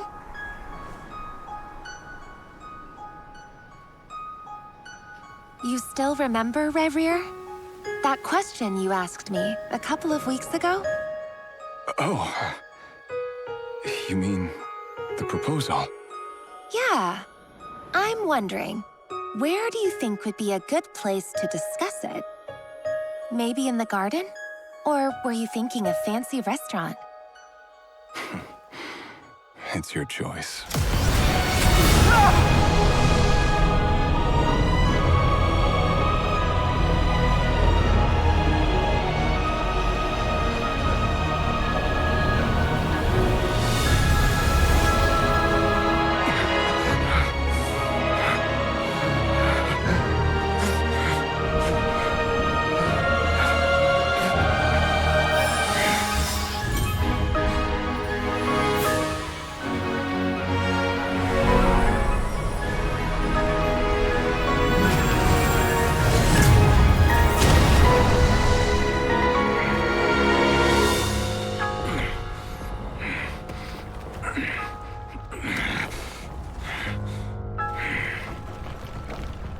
I will find you. And then, you can give me your answer.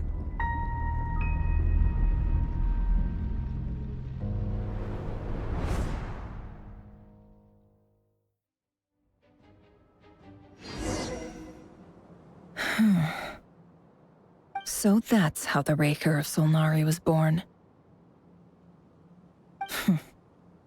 A monster created by circumstance is a monster all the same. Viewing other people's thoughts for too long can get uncomfortable. Right now, I'm feeling a strong sense of loathing.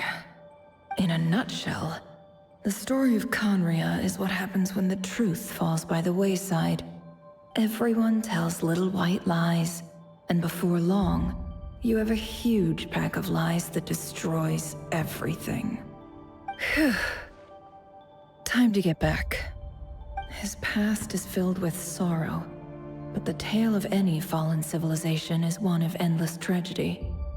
Cruel as it may be, that was Conria's fate.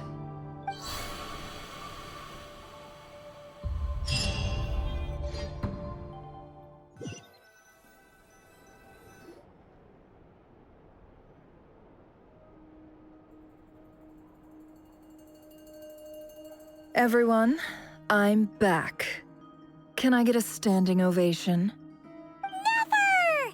How are you holding up? Feeling okay? She's fine. Boss is a pro. Yes, I'm fine. You will have seen the events of Rarir's life through my thoughts. It's now clear that he is just a regular nobody, driven by personal tragedy, as he said himself. I mostly agree. There's only so much we can know about him from his memories alone, but they did give us a clear glimpse into his life in Conria. However, I would not consider Rarir to be a nobody. He was deeply involved in the events of that era. Yet, when the catastrophe of a generation strikes, nobody is safe. Sounds to me like you're speaking in riddles again. Is this you urging me not to abandon the people of Nodcry in their hour of need? That's not what I meant. Although I do hope you choose to remain a part of the plan. Without you, the mission ahead will be all but impossible. Then try to remember that I respond better to the carrot than the stick.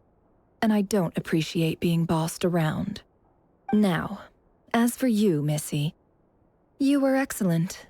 You stuck to the rules of the ceremony and kept your mouth shut the entire time. Bravo.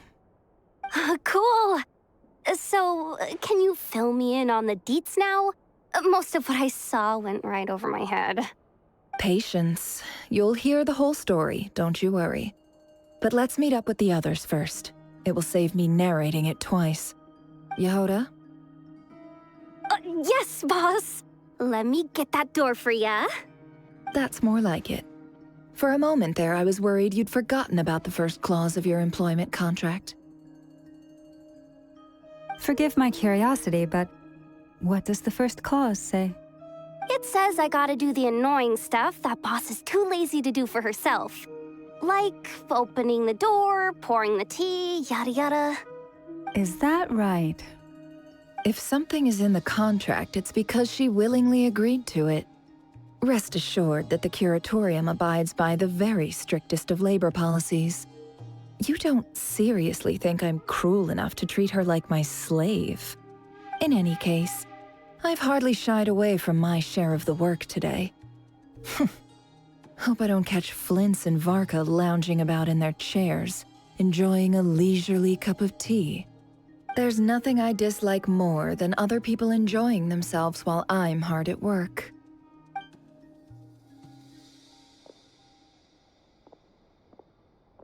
Oh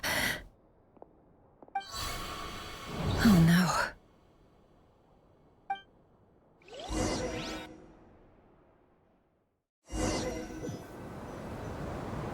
Sorry to disturb you, but we seem to have run into some trouble.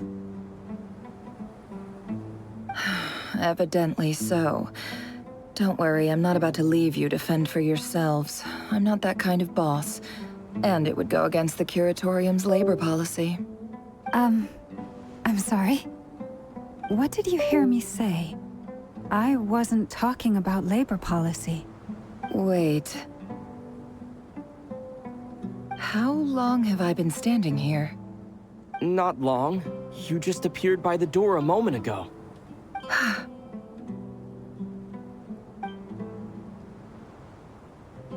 Boss, what's wrong? You look like you've seen a ghost.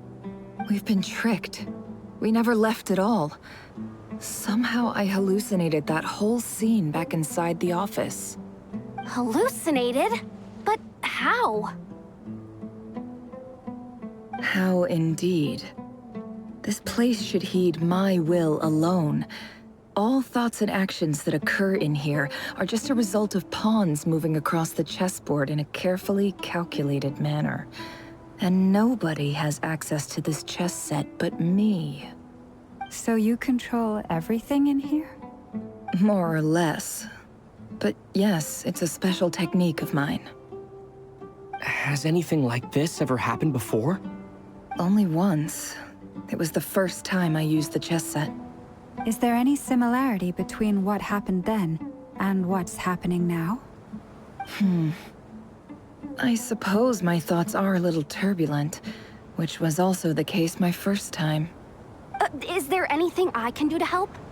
The first clause of your contract clearly states that I only need your help with things that I'm too lazy to do myself.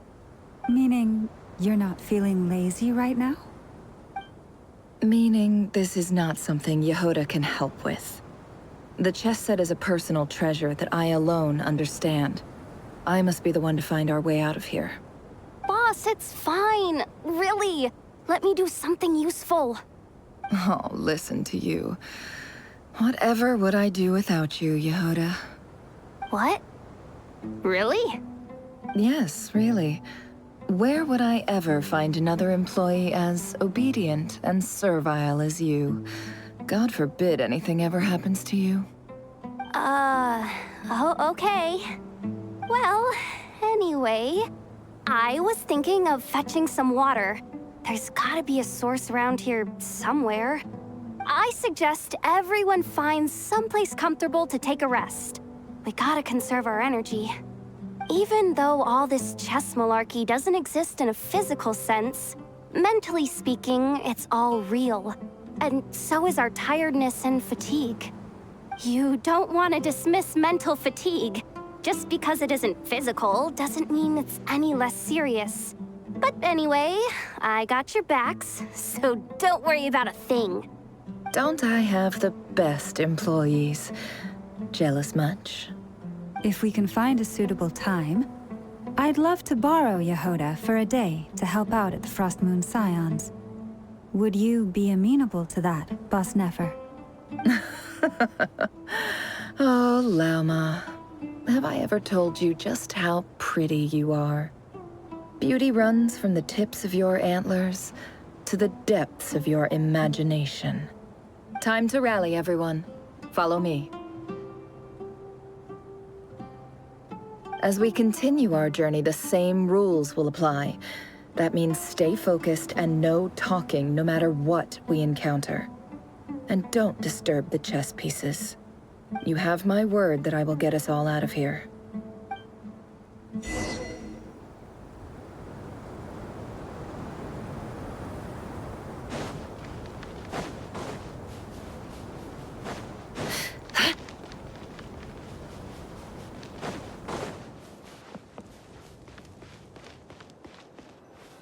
This place looks familiar. That's not a good sign. I wasn't expecting visitors at this hour. Wait, is that? Oh, it's him. There you are! Sinue's been looking for you all day. I think he has some news for you. Oh yeah? What were you doing just now, Uncle Retinue? Hiding away some more loose change? I know I saw some Mora. What do you mean loose change? Oh, come on, I'm too old for this. Just pretend you saw nothing.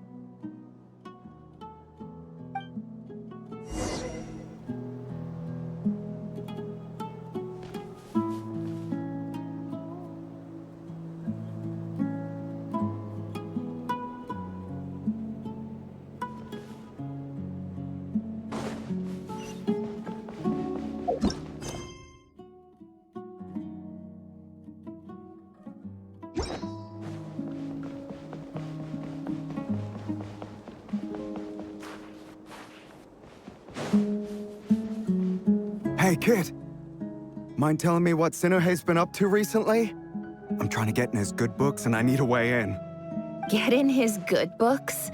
Why? What do you want with my dad, Uncle Apepi? I've written a new song. I was hoping to showcase it at the next festival, but I'll need his approval. A new song, huh? I'd love to stay and listen, but unfortunately, Uncle Retinue says my dad's looking for me. Well, there's plenty of time and I'm not going anywhere. See that pile of stones? I'll be sitting there warming up my vocal cords. Come find me when you're done. Pile of stones. Got it.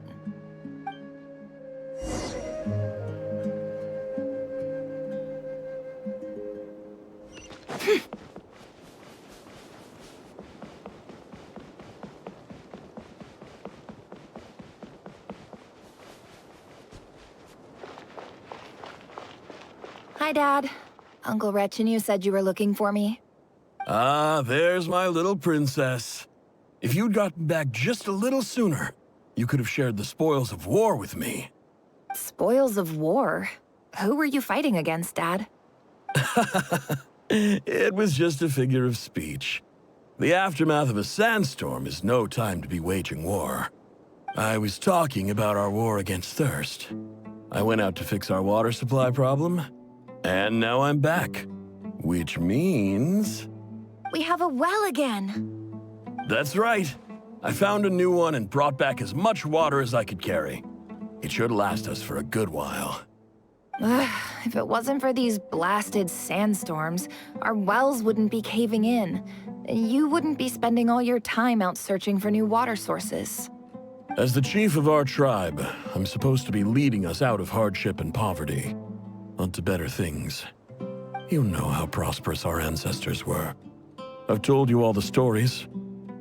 And look at us now, squeezed into these hovels. No one would choose this, if it wasn't for the endless wars over the years. But things are looking up. I started working with some folks from the academia a few months back. They gave me some contacts in return for my assistance in the desert. So you're the academia's helper now? Special ambassador, they call it. Think of it as a partnership. It's nothing bad, okay? We've been isolated here in the desert for too long. Seeking opportunities elsewhere is the best thing for us, and the fastest way to progress. So, do you get anything good out of being a special ambassador? Of course. My luck's improving all the time.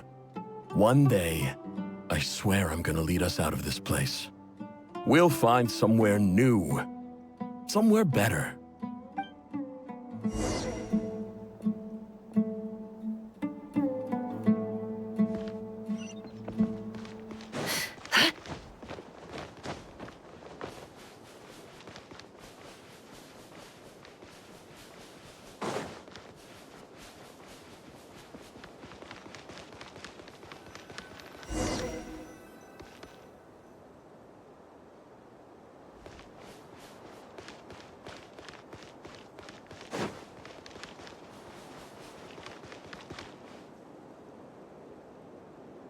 That's our well, and you know it.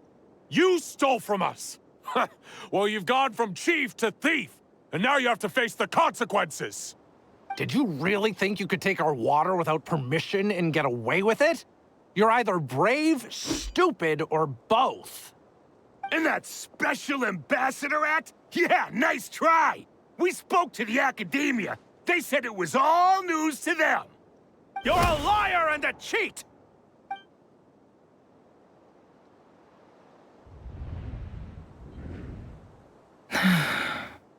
I heard Yehuda gasp, but I don't blame her. Most people are terrified by the sight of blood. Corpses strewn across the ground. The wounds are clearly from scimitars and daggers. The desert dwellers' weapons of choice. There's a handwritten note on the ground. Let's see what it says. Halil, this is Sinuhe, chief of the Shimti tribe. Surely you remember me. I was the one who helped you and your colleagues avoid the quicksand in the desert. This is my second time writing to you. I assume my last letter must have gotten lost in the mail, as I didn't receive a reply. I hope this one makes it to you safely. I'm writing to you because I need some help. That sandstorm the other day completely blocked up our well, forcing me to look for another water source in Iab and Unut territory. It was a matter of survival. Praise the gods. The well of the Iab tribe was intact. It was my last resort. I drew what water I could and left, but not without being spotted. I fear they will retaliate. You told me to write to you if I ever needed help. You said you'd be my ally in the Academia. I urgently need you to formally recognize my title of Special Ambassador and send some of your people to assist me for a few days. It's the only way I can convince them that this was the Academia's decision and prevent them from retaliating. This is an emergency. Please send help as soon as possible. Looks like this letter never got sent. The writer died a grisly death, and the letter was trampled into the ground. It's badly defaced. Some parts are barely legible. What a ridiculous lie the surviving Shimti tell. Their whole village was butchered over a sip of water. Ah, officer. Welcome. Welcome to our humble village. I thought you would at least have the courtesy to provide some respectable libations. This is the finest wine Aru village has to offer. I promise.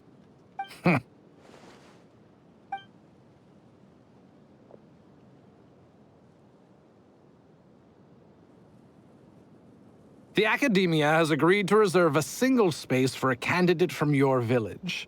But I remain skeptical of this entire endeavor. I highly doubt anyone in this desert possesses serious academic potential. Please, have faith. If not in us, then in our god. The child we found shows great promise. I beg you, take her away from this place. Give her a chance. Don't let her talent go to waste. I don't recognize her. New arrival? She showed up here a few days ago, and we took her in. She's a really bright kid. Please help. I'm begging you. So, where are you from?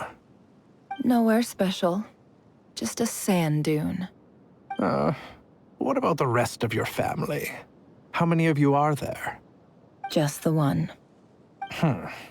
It's only you? Correct. So, no brothers, no sisters, no mother or father? Any who have slept on a bed of sand, I call my brothers and my sisters. Apart from that, I have no family. All right. Get over here. Sign your name on the form.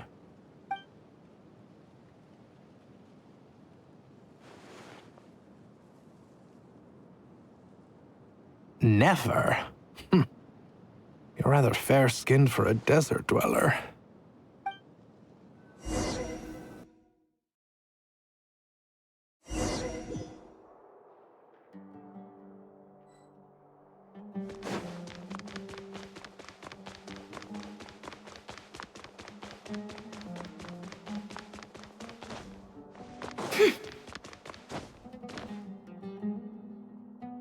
Nefer, this term's assignments have been issued already.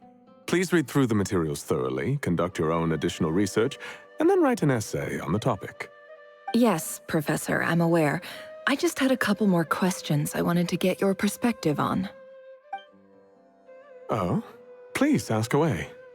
Well, I saw the other students' problem sheets, and I couldn't help but notice that my assignment is much easier than theirs. Do you really think I'm a weak student? A weak student? Goodness, no. Quite the opposite.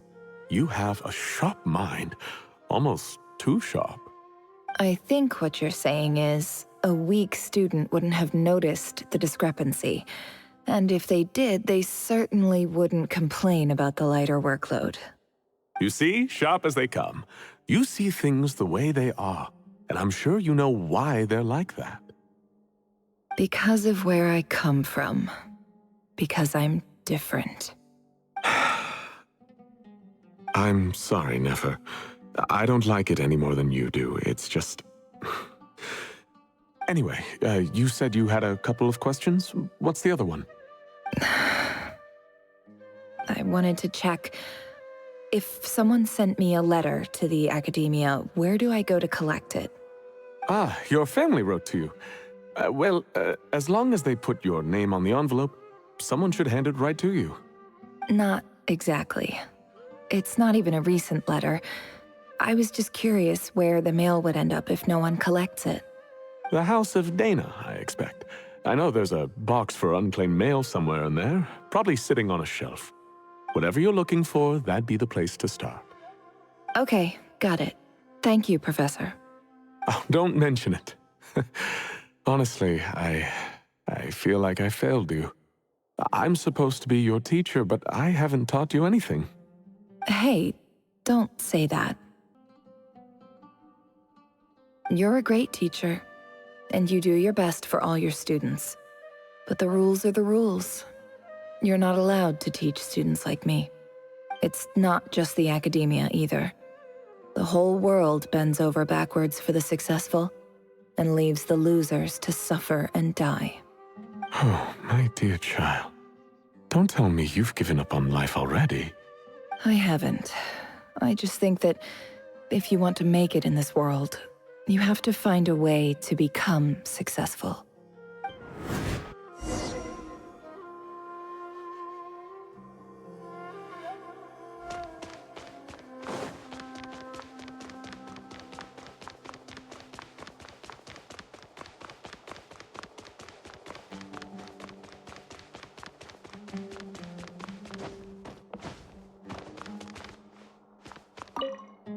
This must be it.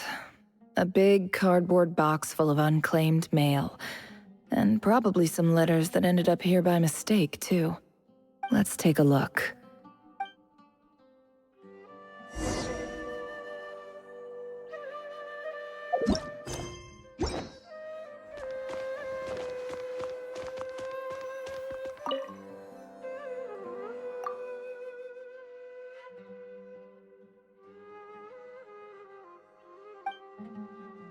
A dilapidation survey from Port Ormos. Looks like it's from a Core of 30 representative. What a strange thought. A bunch of mercs losing sleep over rundown buildings.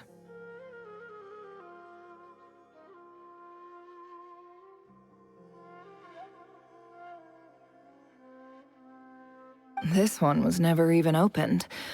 I guess the recipient didn't care what the Core of 30 had to say about anything. Who was it addressed to? I don't recognize the name, but it must have been a Kasharawar professor.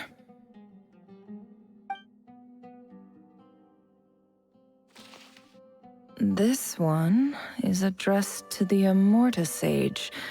The title is Changes Observed in Satyavada Life Symptoms. Why do all these letters read like full-blown dissertations?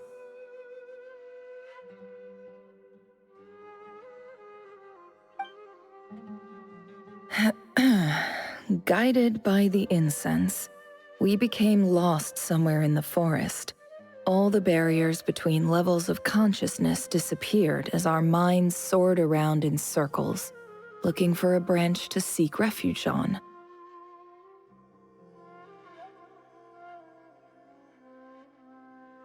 In clinical terms, these symptoms fit the description of incense poisoning. The Amorta Darshan strictly prohibits the use of hallucinogenic substances, but I believe there are still people getting away with it.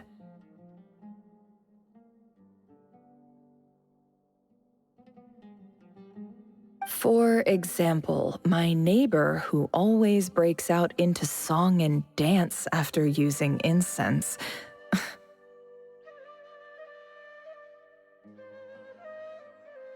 This seems like something the academia would want to know about. Why wasn't it collected? Wait, what's this written on the back? It's so small. The note says, "The sender authored this letter while under the influence of mushrooms. I would send it back, but no return address was provided. Stamped by the Grand Conservator of the House of Dana."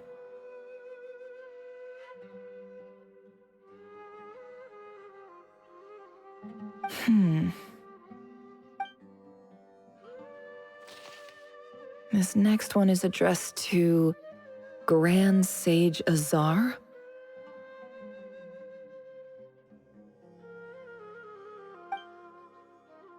A few words of protest regarding recent changes in Sumeru's educational policy.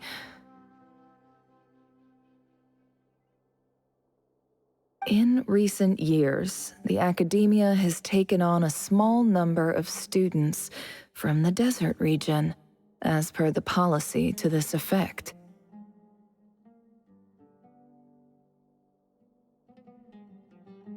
However, it appears to me that these students have not, in fact, been provided with educational opportunities that are, in any meaningful sense, equal to those enjoyed by their peers.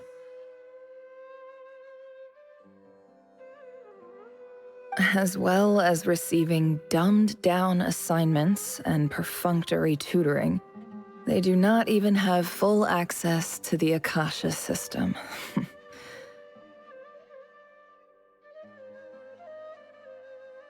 Education is the fundamental purpose of this institution, which should go without saying in a nation whose founding virtues are knowledge and wisdom. I ask you, is the lip service we pay to the policy of education for desert students truly the standard of pedagogy to which the academia aspires? As Grand Sage, policy decisions are your prerogative, but do not forget your roots. You and I were once students too, as was everyone else in this institution. I do hope you will give some serious attention to this matter. I encourage you to discuss issues like this with myself and others, and listen to some alternative opinions. Great letter. Shame it didn't get to where it needed to go. And the sender is... Huh? Sage Cyrus of Spantamad. I didn't realize anyone else even knew how bad students like me have it in this place. So this is where letters from the Sage of Spantamad end up? Nice one, Grand Sage. Really enlightened leadership. Whatever. This isn't what I came here for. Moving on. I'm not exactly holding out hope that a letter sent from the desert would even make it here. But if it did, where else would it end up if not in this box? I can't believe how much discarded mail there is. Must have been years since someone last went through it all. And this is just one box. The whole House of Dana is boxes on shelves. I don't believe for 1 second that any human being has sat down and read through all the documents in this place. Who has that much free time on their hands? Wait, could this be it?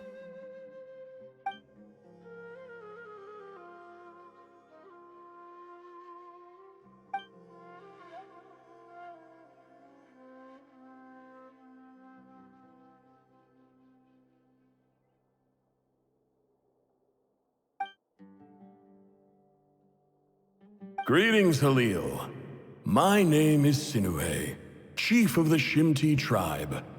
I was the one who came to you and your colleague Zaid when you ran into trouble in the Great Red Sand. I don't know how well you remember it now, but I brought you to safety and gave you some water and other supplies. You seemed very pleased and told me your name.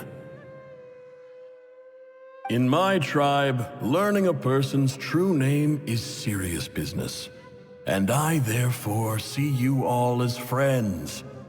You were kind enough to leave your contact details, so we could stay in touch. The Shimti tribe lives a harsh, nomadic existence in the desert. You were sympathetic towards my plight, promising to make me a special ambassador of the academia and help us find a way to make a better living. This brings me to my reason for writing. Our tribe has fallen on particularly hard times, and I would like to ask for your assistance. There was a terrible sandstorm a few days ago, which blocked up the well in our land. To ensure my people's survival, I had no choice but to venture into Iyab and Unut territory in search of an alternate water source. The Iyab and Unut are descended from the Thamudians, while we trace our ancestry to Tulatala. We worship the Lord of Flowers and have had relatively good relations with our fellow tribes up until now. I found a well belonging to the Iyab tribe. They declined to help us, but I really had no other option, so I took some water to keep me and my tribe alive. My actions are certain to incur their wrath. When we met, you assured me that you would be my ally in the academia. I would like to take you up on that offer, because I really need your help. I wonder if you could send an academia representative to meet with me. That aside, the last time you were here, you mentioned that the academia had started accepting students from the desert, and I told you a little about my daughter, Nefer. We have next to no resources here in the desert, and my power and influence are limited. Would you consider enrolling my daughter at the academia? She is a smart girl. I know she won't disappoint you. From the outset, the academia never took you seriously. Those things they promised were just empty words. I doubt they even remember the name Sinuhe. And you were so emphatic that your luck had finally changed for the better. You swore you'd lead us to a better place one day. You spoke with such conviction, like you were the most powerful chief in the whole desert. You liar. You lied about everything. You promised the world and delivered on none of it. And who fell for it? Just me, by the looks of it.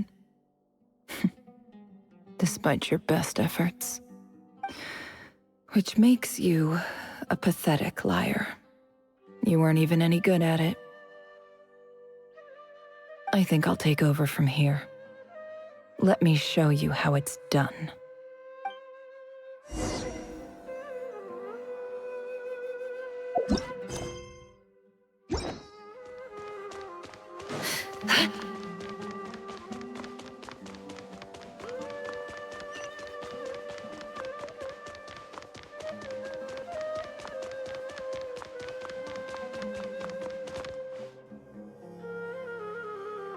I just came to say goodbye.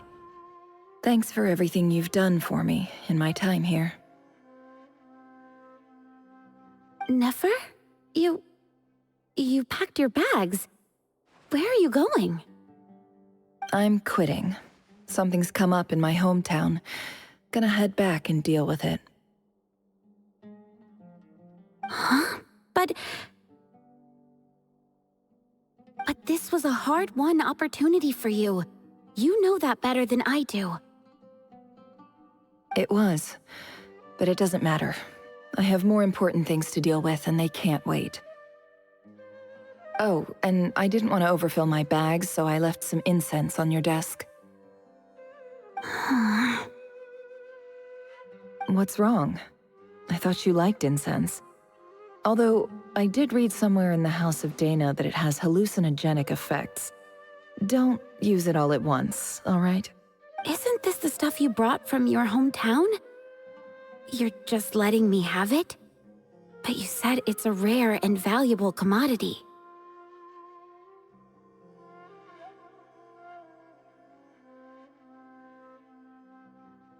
Yeah, about that. I lied. It's not rare at all. There's this bunch of ruins near my hometown that are practically overgrown with this plant. It's not worth much. Keep it, it's fine. But Nefer... All right, that's all from me. You take care.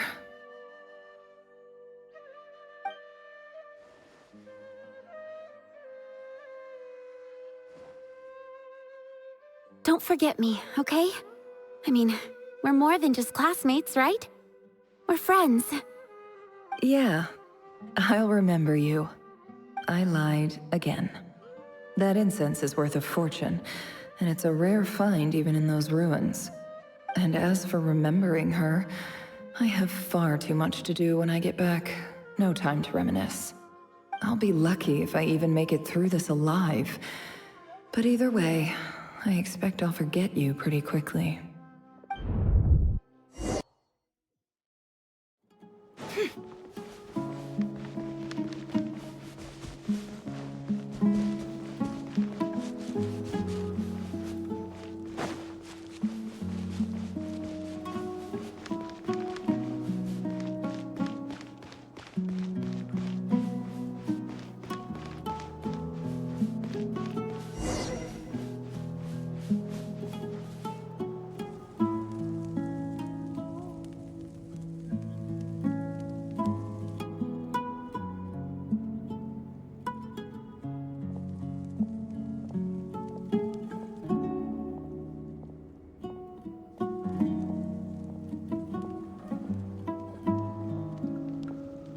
It's a pleasure to meet you, Mr. Arif. So, what does the Academia want? Since they've sent their special ambassador, I assume there's a big business deal to be made. If not, I'd be very disappointed. Please, sir, lower your blade. You're lucky I'm the one they sent. Not all special ambassadors share my admiration for the Iab people. The ever-shifting balance of power in the desert reduced the once great civilizations of this region to rubble and sand. But the story of the Iab has a very different trajectory. Others grew weak, but you grew strong, beginning in obscurity and moving to prosperity. You're the only ones who defied the trend. Huh. So, you do know who you're dealing with? This well is the perfect symbol of your strength, is it not? It used to belong to the Unut, but it looks like you have control over it now. You're not wrong. But I'm sure you didn't come all this way just to flatter us. Of course not. I came to bring you some very good news. Some information that recently came to light, which might just be your ticket to freedom. Records uncovered by the Vahumana Darshan show that a certain well currently under Iab control is built on top of some ancient ruins. These ruins are of great archaeological interest to the Academia. I checked the map carefully on my way over here, and I'm confident that this is the well in question. The Academia is offering 50 million mora in return for excavation rights. 50 million? No, wait. If these ruins are as important as you say, 50 million's a little low, don't you think? Don't get greedy, Iab. We know far more than you think. We know that you seized this well by force. Wasn't that the first step in your rise to power? To drive away the Unut and steal their water supply? So what if it was?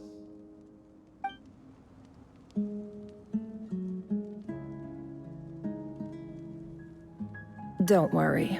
As unscrupulous as it was, it's something we're willing to overlook. The Academia is only interested in dealing with the de facto power holders in the region. I hope I am making myself clear. And I hope your words are the truth. If I find out the Academia is trying to play me, I'll hunt down every one of your people and make you watch as I cut their heads off one by one. I assure you, Chief, that would not be in your long-term interests. You don't want to make an enemy of the Academia. You see how I'm dressed, don't you? I appreciate that you've never been to the rainforest, but surely even you recognize an ambassador's attire when you see it. And what does a barbarian like you have to lose anyway? You really think the Sumeru Academia would bother to come all this way just to lie to you? We have more important things to worry about. All right, I take your point. The Academia is the highest authority in the land. I'm sure you're trustworthy people. In that case, we have a deal. We will sell you the excavation rights. I'd like to thank you, Ambassador. This is good news indeed. Excellent news. In fact, it calls for a celebration. Would you do us the honor of staying a while and enjoying some Iab hospitality? Gladly. I am partial to wine myself, and I trust you are as well. So let's indulge in a few drinks together, in celebration of this momentous occasion.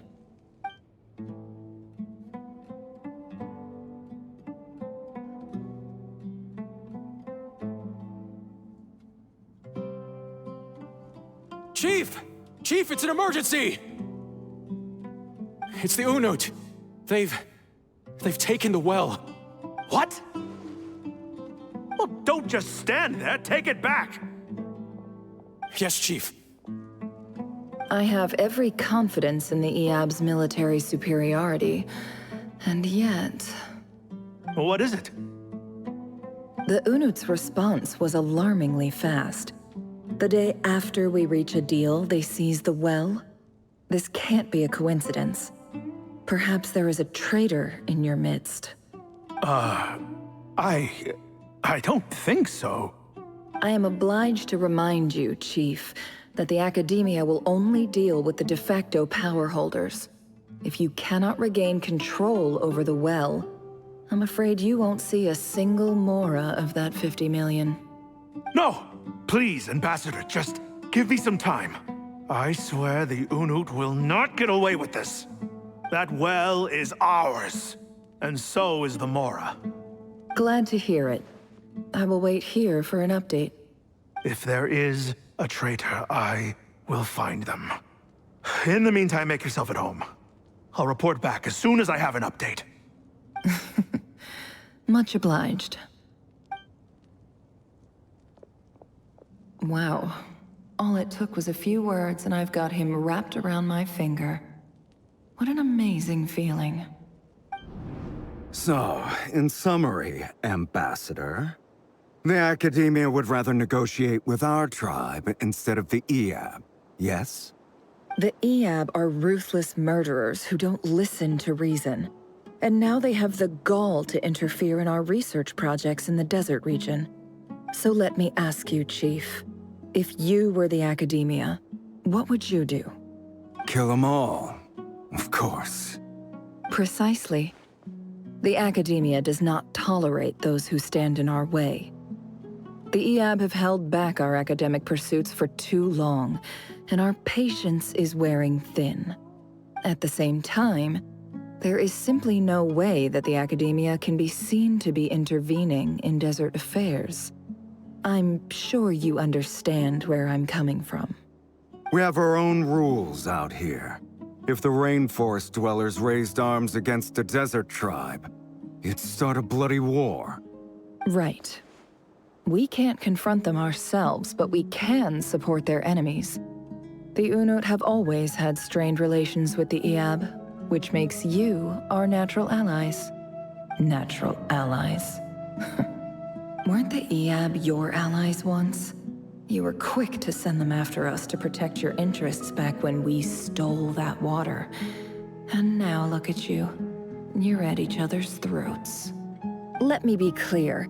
The Academia wishes to collaborate with the legally recognized rulers of the desert in this matter. We are asking for excavation rights to that well, and our offer is 50 million mora. Say no more. I believe we have an understanding. Good. Then I suggest you get to work. Get us access to that well, and the mora's yours. You see, Dad? Lying is easy when you know how. People will believe anything.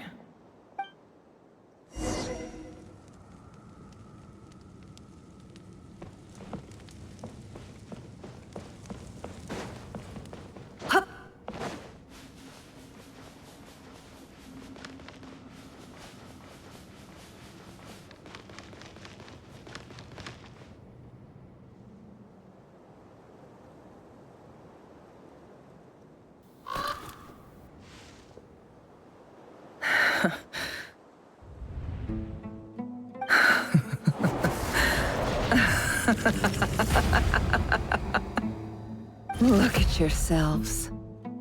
You may be vile, savage monsters, but your butchered bodies bleed like any others. You're no different. You're nothing special at all.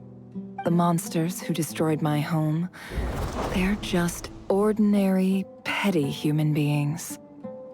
What a joke.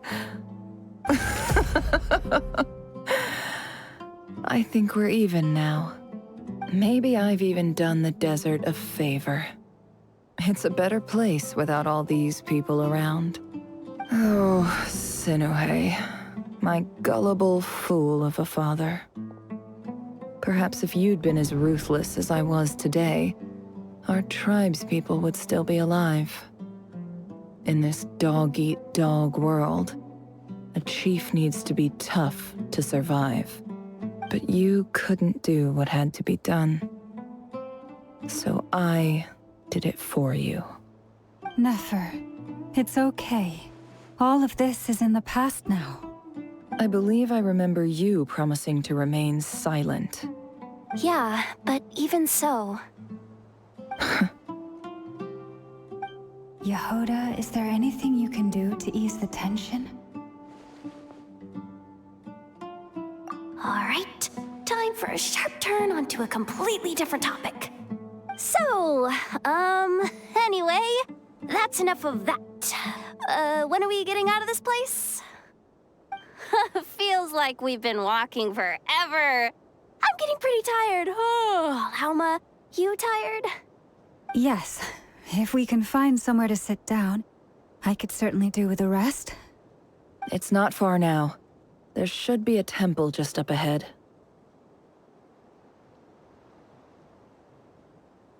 Yes. Really? A temple? That's where this story ends? I guess that's how things go in the desert. Desert dwellers can never escape their destiny. Or so everyone says. I never wanted to believe it, but looking back now, I'm as desert as they come. You mentioned a temple. What's waiting for us there? My biggest trade secret of all. Ah. Then I'm guessing it's where you got your power from. The power to peer into other people's minds. I didn't know you were clued up on any other religions. I'm no expert in the history of Sumeru, but since you come from the desert, I would imagine it has something to do with King Deshret. Sounds impressive.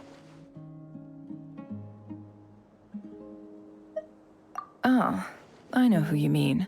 General Mahamatra Sino. The spirit of Hermanubis dwells within him. That's Boss Neff for ya. She knows everything. Sino's hardly a figure of obscurity, but I know about Sethos too.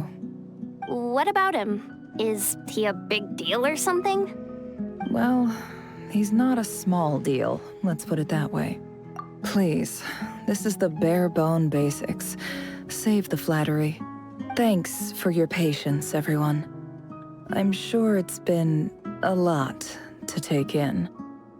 With any luck, that's our exit just up ahead.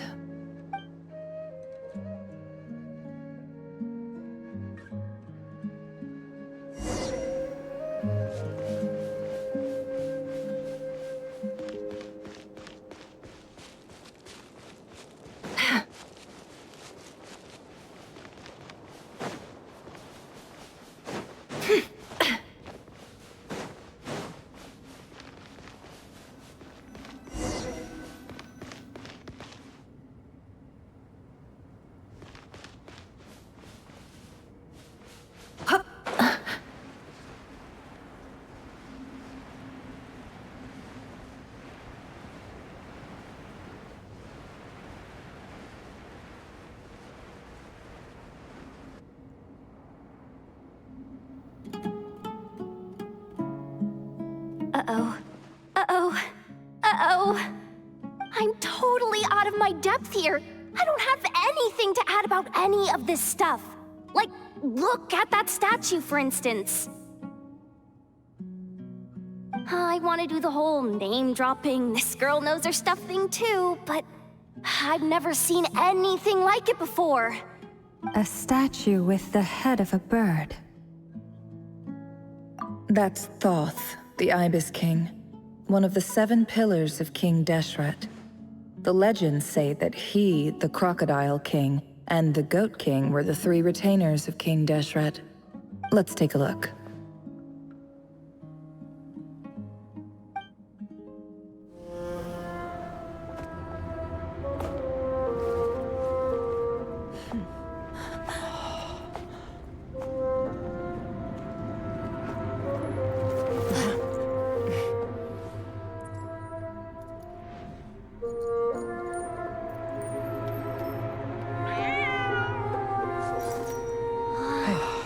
It's just Ashru.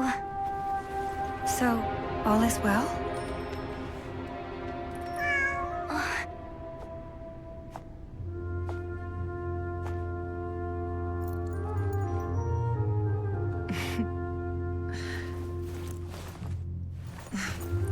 Typically speaking, at this point, the world disintegrates. Then we find ourselves back in the outside world. Besides, these are my memories. There's nothing to fear. You're sure? Of course. It's almost over.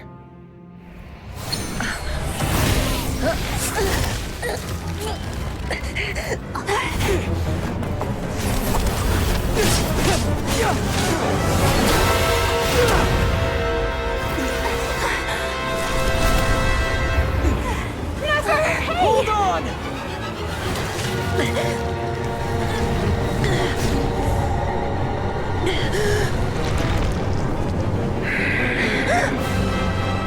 Knowing too much is always a death sentence. Speak for yourself.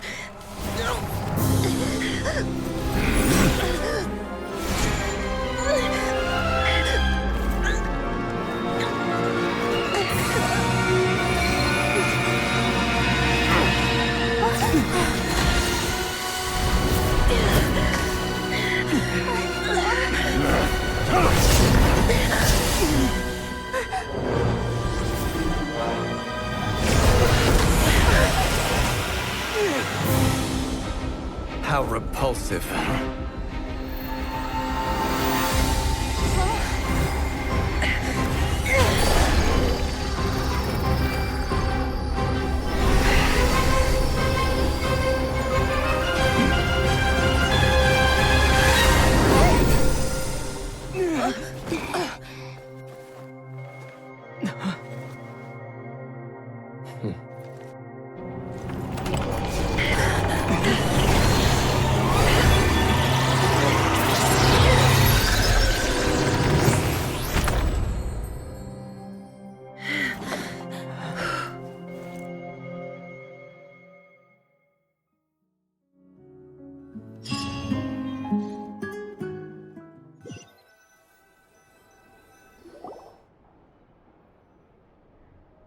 Timed that pretty well, didn't I?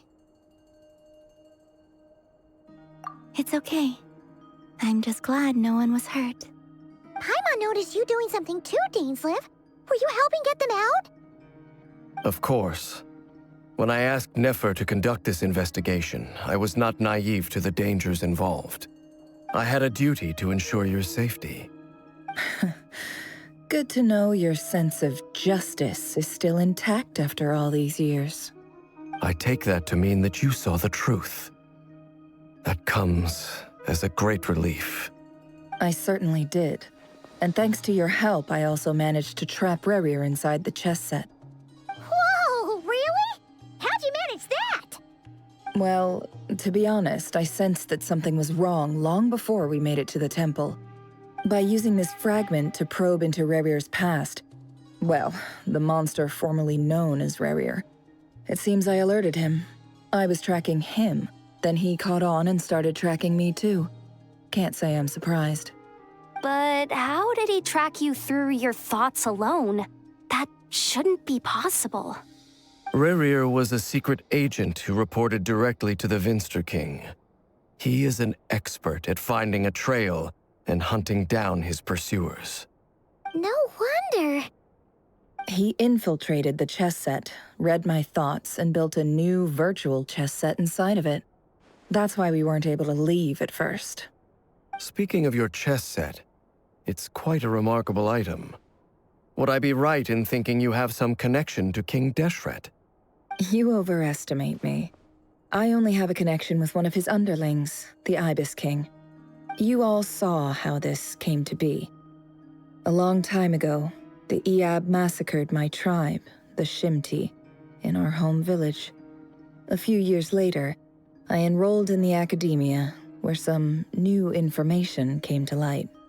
The Unut and the Iab fought a bitter battle over the rights to a well, all for the sake of a non-existent 50 million mora.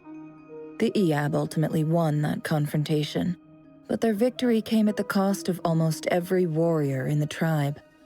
The final blow to the Iab came at the victory feast, when an Unut assassin beheaded their chief right before my eyes.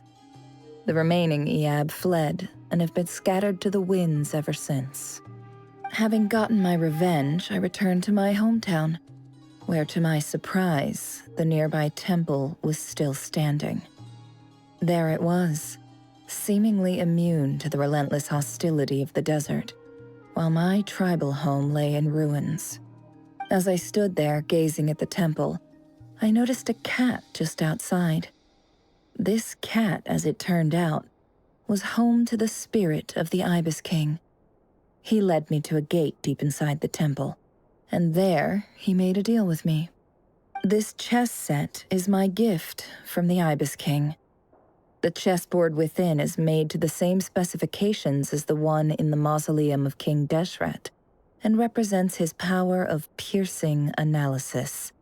With this chessboard in its container, I gained a certain ability to perceive hidden secrets. Now, you could conclude that the Ibis King simply wanted to give the people of this world the power to seek the truth, but I don't believe that's the full story. Every god plays favorites. Their hearts are as fickle as any human's, full of secrets, perversions, egotistical tendencies. But precious few gods are willing to admit this. It It is the same with all powerful forces, including fate itself. Their gaze falls preferentially upon a select few. As you rightly point out, this is an act of favoritism. If you're alluding to the Abyss, then yes, I agree. Gather the others. It's time to share everything I've learned.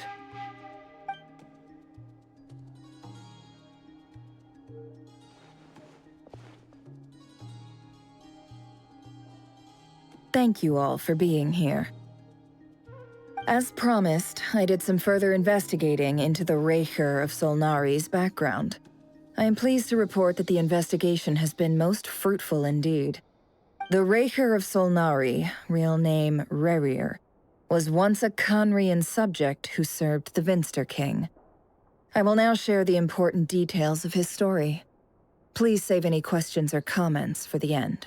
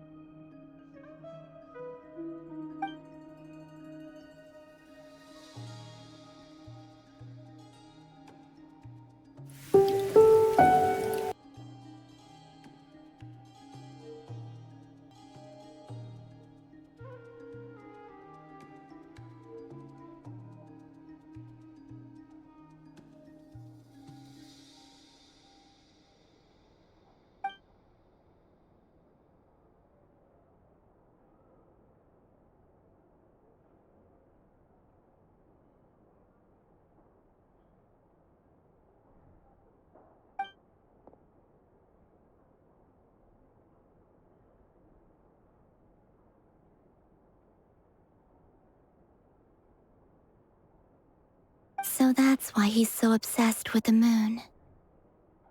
A tragic tale, to be sure. But it does not excuse his many transgressions. No matter how much Rerir suffered in the past, the fact remains that he is what we know today as the Wild Hunt, wreaking havoc upon innocent lives in Nodcry. He becomes more dangerous with each passing day. If left unchecked, it is simply a matter of time before all of Teyvat suffers the consequences. This is a threat that the Knights of Favonius cannot ignore. A question for Miss Columbina. Forgive me if this is presumptuous, but have you ever seen the spatial gateway that appeared in Rerir's memory? Never. But I have heard stories of something called the Moon Gate, and this seems to fit the description. Miss Lauma, any thoughts on this? In the lore of the Frost Moon Scions, the moon is believed to hold many secrets. Some sources speak of ancient knowledge, others of a gateway to the unknown. The term Moon Gate is one I have heard before. But as is the case with all of our legends, there are no records of any first-hand witnesses. We cannot know whether it truly exists. Then back to Miss Columbina. As a moon goddess yourself, do you have some idea of where the Moon Gate leads to? Not at this stage, sorry. I do hold the power of the Frost Moon, and my strength is recovering well. I can sense that the gate would open at my command, but... But there's more to the power of the Frost Moon than that? Yes. A moon goddess has the right to open the Moon Gate, since it is a path to the moon. But as never mentioned, holding open a spatial gateway takes a huge amount of power. And right now, I need to conserve my energy to fight the Raker of Solnari. I'm afraid this is one mystery we may have to leave unsolved for now. I agree. Better to save your strength. But if you'll humor me for a moment, I have a bold conjecture of my own regarding the world beyond the gateway. I highly suspect that neither Tholindis nor Rerir made it through unscathed. The evidence pointing to this is the fact that the Rehir of Solnari exists in the form of countless fragments. With the abyssal power he wields, no ordinary foe can touch him, let alone tear him to shreds. And yet, the Wild Hunt proliferates wherever his scattered fragments lie, drawing hordes of monsters to many different locations across the land. So your theory is that Rerir was physically torn to shreds by some powerful force? Hence, why the Wild Hunt is a distributed phenomenon, rather than a unified one? Makes sense to me. Explains why the Wild Hunt is so pervasive, and why he's been trying to piece himself back together. He was whole to begin with, and he wants to be whole again. Without the power of the Abyss on his side, he almost certainly would have perished the moment he was torn apart. But the Abyss, much like a curse, has kept him alive. I could not agree more. The power of the Abyss is most surely a curse. It is a compelling explanation, and one that accords with my present understanding of Abyss creatures. Whether the life form in question is primitive or advanced, if a curse has extended its lifespan unnaturally, it will continue to survive in spite of everything. This raises some interesting questions. I will run some experiments and see if there is any validity to my suspicions. That being said, regardless of whether my research bears fruit, I would like to thank Miss Nefer for conducting such a thorough investigation. Already, it has greatly enriched my understanding of the entity we face. My pleasure, Mr. Albedo. I too hope that the information I have shared today proves useful as we look to formulate the next stage of our plan. Hey! What is it, Dainsleif? You look really upset! It's just... when I think of the man I once knew as Rerir, I struggle to understand why things had to turn out like this. The two of you used to be friends, didn't you? I don't know if these words will bring any comfort, but my heart goes out to you. Mine too. We can never know all the hows and whys of the way things are. The moon and stars are full of untold secrets and lies, and the skies are host to many more mysteries than these alone. Yet, none of that can begin to compare with the complexity of human life. Those are the first comforting words I've heard in a long time. Thank you, both. Well, I think this is a good place to end today's meeting. I'm sure Nefer needs some time to recover. She's been through an awful lot today. That's very thoughtful of you, Lama. Of course. Sounds good to me. Take some time to rest and digest before we reconvene to nail down a plan.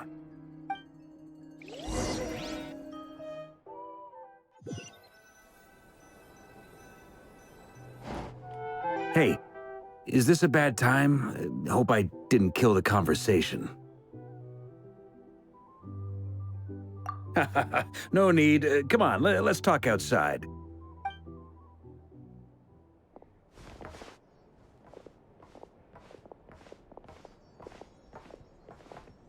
Anyway, Nefer went back to the curatorium to get some rest. But before she left, she shared some things with me that I thought you should be aware of. Firstly, although she managed to trap the Raker of Solnari inside her chess set, there's no guarantee that the power of the Ibis King is any match for one of the 5 sinners. Their powers are beyond our comprehension. It's only a matter of time before he finds a way to break out. We have to come up with a plan and take care of him before that happens. Honestly, Paimon figured that might be the case. So, how long have we got? Well, I asked her that same question. She talked for a long time, but for the most part, it seemed like she was trying to convince me how precious her chess set is, and what a long and storied history it has. It felt like some kind of sales pitch, you know? The kind where you end up handing over Mora against your will? Anyway, after all that, she finally answered the question. 2 days, at most. 2 days? Holy moly! Can we even recruit enough help in that time? That remains to be seen. Which brings me to the second issue. Dainsleif is obviously conflicted about this whole thing. But given how little time we have, there's no way we can pull this off without his help. You have some history with him, right? Do you think maybe you could talk to him for us?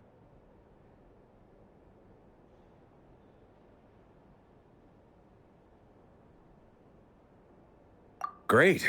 I appreciate it. All right, on to item 3. So, Albedo, Durin, and I put our heads together and came up with a plan.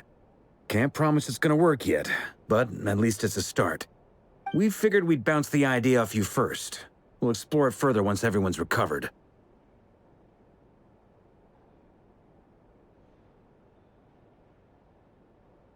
Oh, Paimon's dying to hear this. All right, so here's what we're thinking.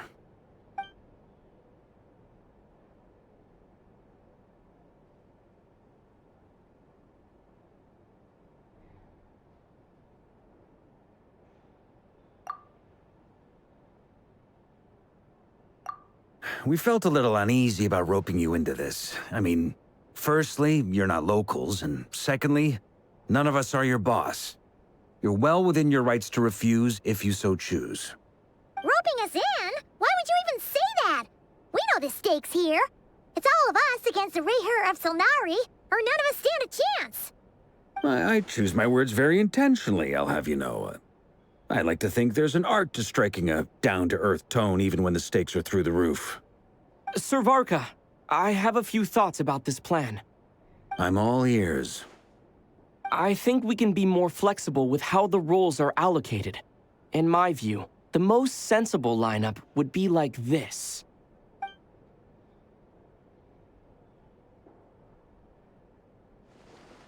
I see your point, yeah. But if that's how we're going to approach this, you'd better make sure you're ready. To be clear, I don't doubt your abilities. Far from it. I just want to make sure. Are you really willing to take all this on? I want to do everything within my power. The Rayher of Solnari is a truly fearsome opponent, and if I do my part, it'll greatly reduce the risk for everyone else involved. Well, that tracks with what I've heard. Jean's mentioned in her letters that you're so diligent it's almost abnormal. As in, most people weigh up the risks and rewards in situations like this. But you seem to just march towards danger without a moment's hesitation. Of course, everyone appreciates a fearless pioneer. But all that aside, I'm the Grand Master of the Knights of Favonius, and you're our honorary knight. I want to make sure your courage doesn't come at the expense of your safety. Thank you, Sir Varka. I should be the one thanking you. It means a lot to have you on board. I'll give some serious thought to your suggestions.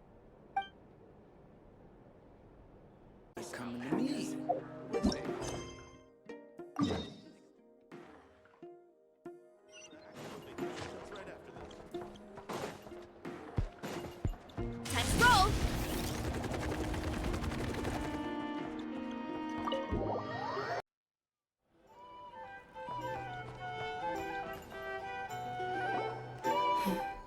This is a thorough plan, but I do have one last question before we take action. How can we be sure that our enemy won't leave the designated area? Great question. Albedo's been hard at work analyzing Rayher and the Wild Hunt's behavioral patterns. His conclusions are as follows. Firstly, from the earliest known confrontation until now, Rayher has never displayed any ability to manipulate the dimension of space. So it's unlikely he has any power in that domain. Secondly, he seems to have a particularly strong vendetta against our group. If we put him in a fight-or-flight situation, he'll choose to fight every time. Thirdly, finally, and most importantly, he is consumed by hatred, both for the moon and for his enemies. Turns out, we tick both of those boxes. We have a reincarnated moon in our ranks, and a spy who accessed his private memories without permission. He'll be baying for blood, not looking to escape. As someone who's had their fair share of interactions with the Wild Hunt, those all seem like valid observations to me. Understood. Then I will defer to the verdict of the group. Well, everyone, that's the plan in full detail. Albedo and Durin are carrying out their part as we speak. Plan approved. Scheduling. Okay, any firepower you need, I got you covered. Let's light this baby up. The Frost Moon Scions are behind you as well. And the rest of you?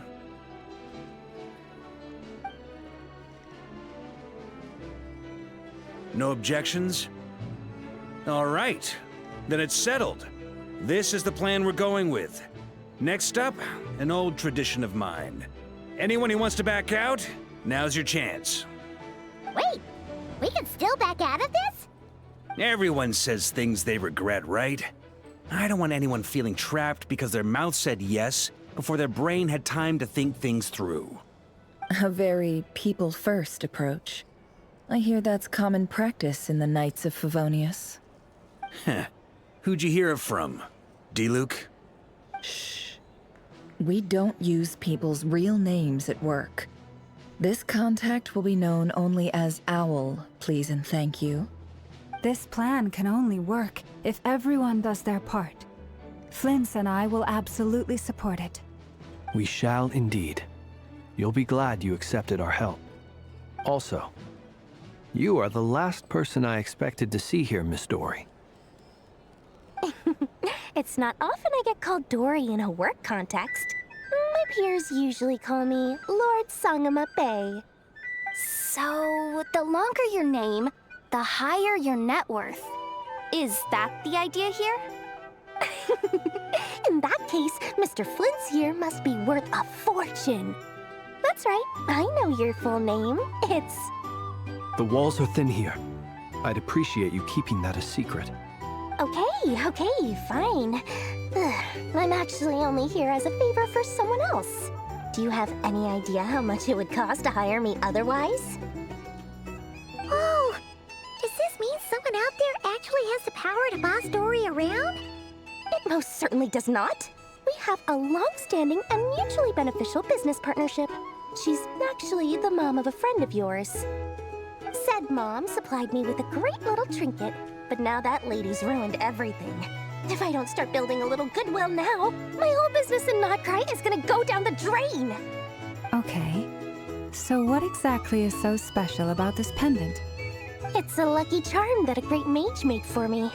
We have a business relationship, and she was worried that something bad might happen to me. So, she wanted me to have something that can store power to protect myself with. I finally got it all fully charged up with Kuvaki, and then never went and used it all up at once! Never lost so big in my life!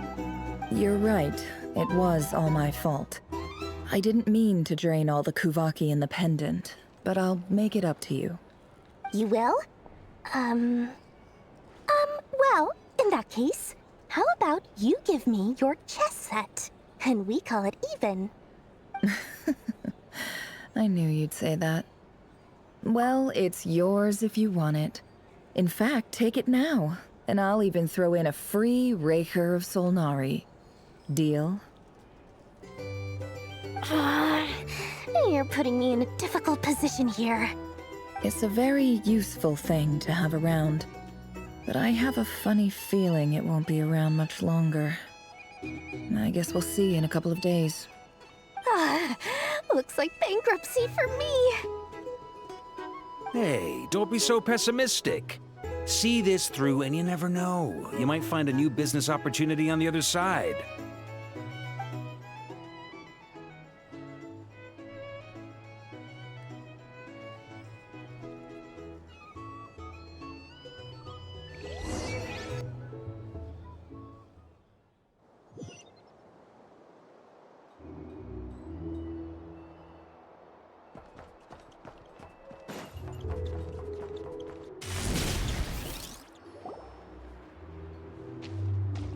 Dory, how are things going? Feeling ready? Oh, I was born ready. We only have 2 days. You think Lord Sangama Bay would let an opportunity like this slip by?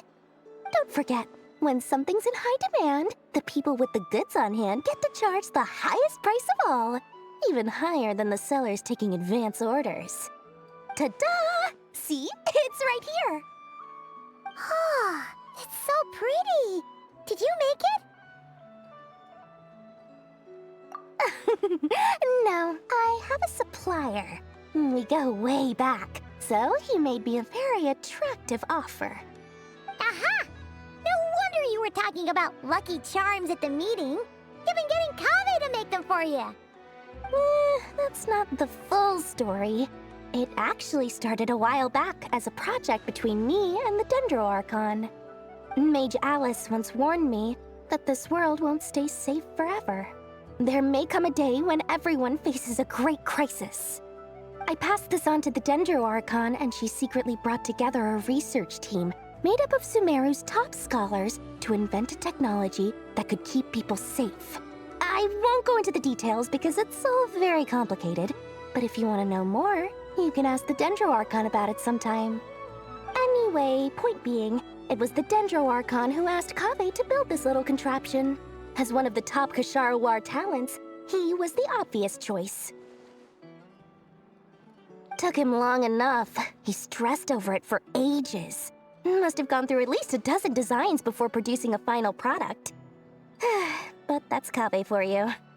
Marak delivered it to me a couple of days ago, along with a letter from Kaveh.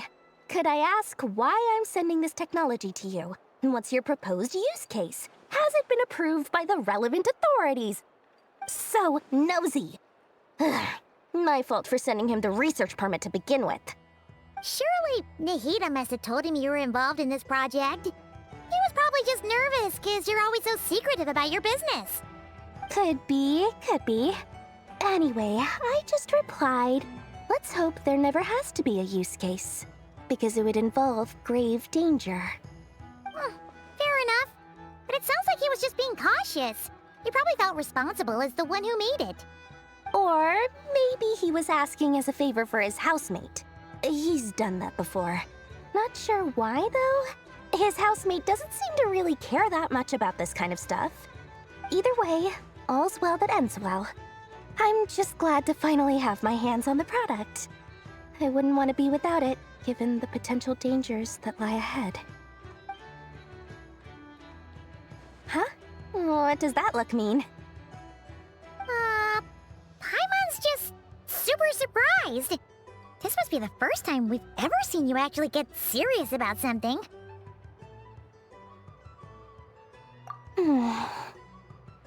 Well, a long time ago, I made a promise to myself. I promised that I was gonna live every day of my life with a big beaming smile. Obviously, Mora plays a big part in that. But there are always gonna be times in life when you have to give something back. That could mean paying back a debt, returning a favor, or showing some kindness. Alice has been a huge help to me over the years. She was the first investor I ever had. And I want my investors to know that Lord Sangama Bay is the best in the business. And more than that, no one knows what the future will bring. Whatever happens, I want to make sure the Dendro Archon and all of Sumeru is prepared to face whatever comes. Oh, that? I was just making sure Nefer and I are square. Don't be thinking it was some sort of benevolent act. I'm no saint, so don't treat me like something I'm not. My priority is doing the business that I want to do, so long as my conscience lets me, but it usually does. That's the Lord Sangama Bay business model. All right, if you say so. I do say so, and that's the whole point. I'm a businesswoman. Don't go trying to figure out what kind of person I am. You'll exhaust yourself. Much easier for everyone involved if you just take my word for it. Oh, and could you two help me get this stuff where it needs to be? Thanks so much. You're my favorite assistants.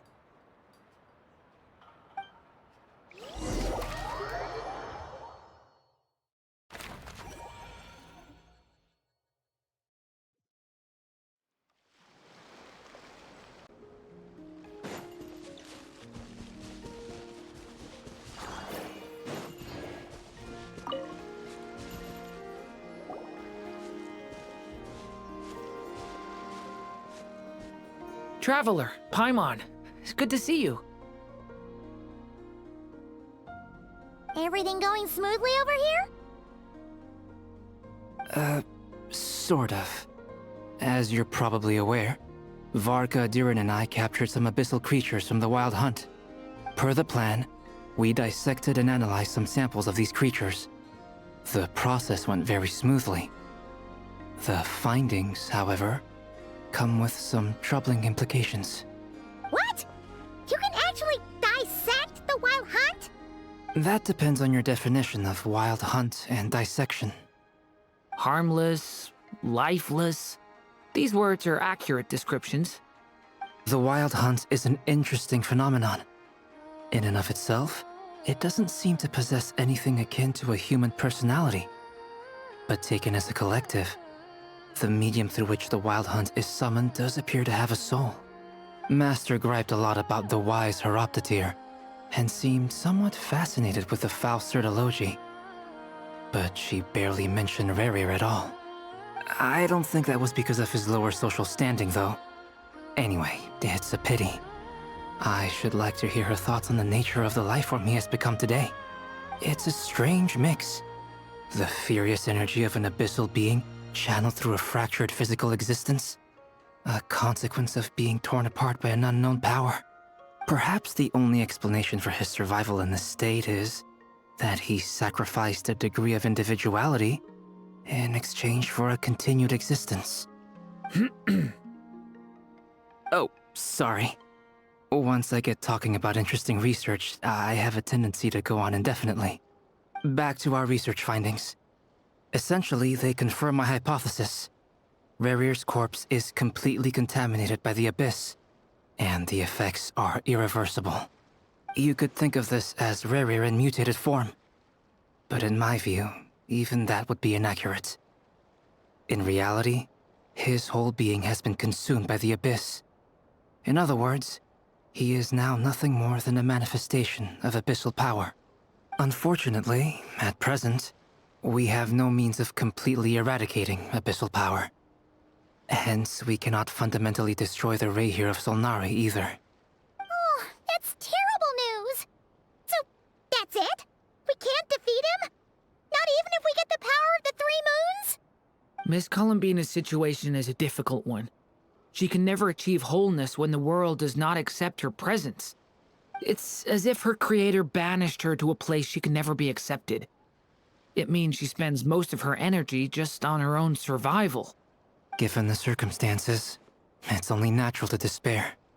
But we must see this plan through to the end. Time to kick off the backup plan. Oh, Paimon almost forgot! This is for you. Dory asked us to bring it. Ah, how wonderful. Well, thank you for making the trip. Durin and I will be heading off shortly. I'm sorry I won't be there to protect you in person this time.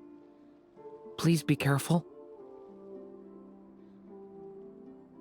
All right then.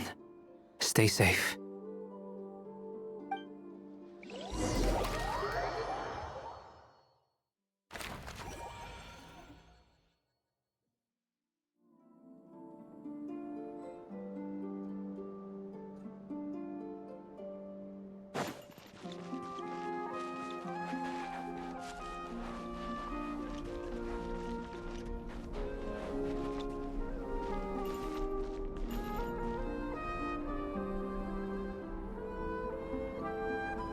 Miss Lauma, is everyone here? Yes. The fate of my flock is in your hands, Grandmaster Varka. Please keep them safe. My lady, what are you saying? Within the next 24 hours, we will face the biggest crisis the world has ever seen. This is not a burden that we deserve to bear, but I believe that we reap what we sow in this life. So I intend to act. I must do what I think is right. For me, that means fighting for the future of Nodcry. This gentleman is the Grand Master of the Knights of Favonius, Varka, Knight of Boreas. In my absence, please follow his lead. Hey, everyone. guess I should introduce myself. Well, to start with, I know my way around a battlefield. Biggest strengths are honesty and hard-workingness. Anyway, point is, I don't intend to let Lauma down. I'm gonna do everything in my power to keep every last one of you safe and sound.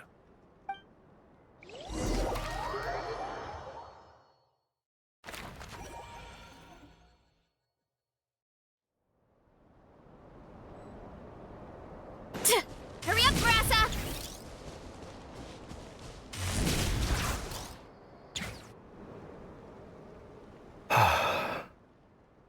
Something on your mind? Miss Columbina, was it? I believe that's how the others addressed you. That's right. Names are funny things. Have you always been called Dainsleif? Yes. I take it your own name has a more complicated history. I have a different relationship with names than other people. To be honest, I'm not even sure that Columbina is my name. At least, not in the same way that Dainsleif is yours. But it's what everyone calls me, and I go along with it. A lot of my life has been that way. I get so used to things that I forget to question why they are so. I never used to think much about where names come from, or what they mean to people. Maybe something's wrong with me. You're different from other people. I sensed it the first time we met. You're more perceptive than most. I'm sure your long life and rich range of experience explains that. Do you ever find yourself missing Conria, Mr. Dainsleif? Difficult to answer. I have dreamed of the past many, many times. Sometimes I'm fighting tooth and nail. Other times I'm lying on the ground, defeated. I don't recall any happy moments from that time. It has been too long. Is that because hatred survives longer than love and affection? That would not be for me to say. I make no excuses for the grudges I bear. But whatever the reason, I remember little that was beautiful or sentimental. Thank you for your help with the Rerir situation. Without your efforts, I never could have learned the hidden truth of his story. You're welcome. I know he's your friend. Friend? He betrayed me. And I never really understood what he was going through in life. Some friendship, that is. Okay. So, do you plan to fight him with us? You see, you're torn. Now you know what really happened. You see the things he's done in a new light. I need some time. Of course. I completely understand. Anyone else in your position would feel conflicted too. Actually, I went through something similar myself recently. Something happened that changed my perspective on a situation. A situation I took for granted at the time, but now I feel very grateful for it. You mean the Harbingers who still support you, even though you've left the Fatui? Yes. I always thought they were only helping me because Harbingers are forced to work together. But then I abandoned them. A warrant was even put out for my arrest. And even now, they still support me. Which means I was wrong about them all along. Clearly, they view you as a friend. I feel a little guilty now. I regret not seeing her help for what it was, and not treasuring it. I see the guilt that you're feeling now, because I feel it too. Hopefully, talking about it will do us both some good. Have you noticed that the Traveler and Paimon are over there? I think they've been listening. Huh. Shall we say hello? Sure. Hello. Ah! They caught us!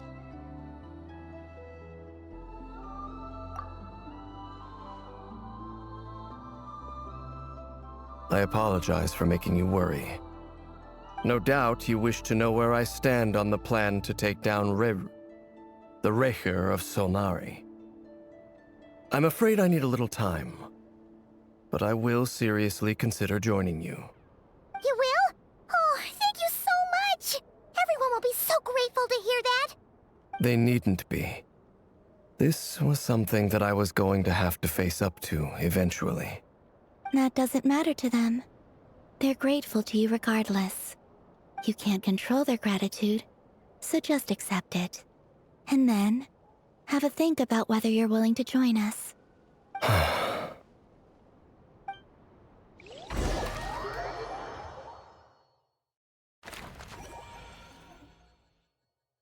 It's nearly showtime! Let's go rendezvous with the others. You know the place.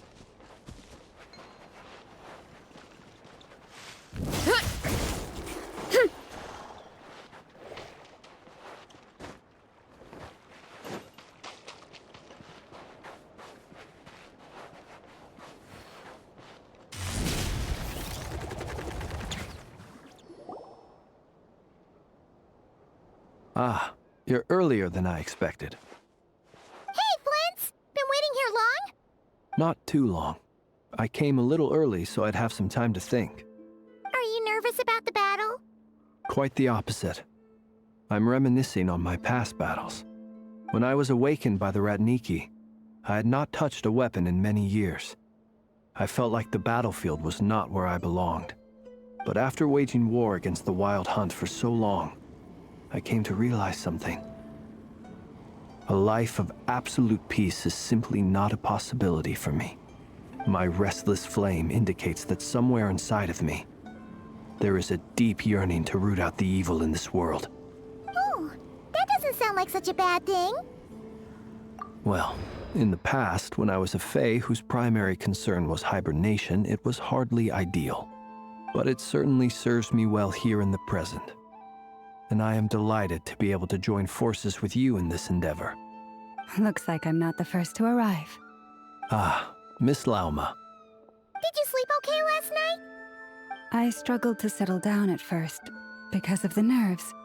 But don't worry. I got enough sleep in the end. I'll be just fine.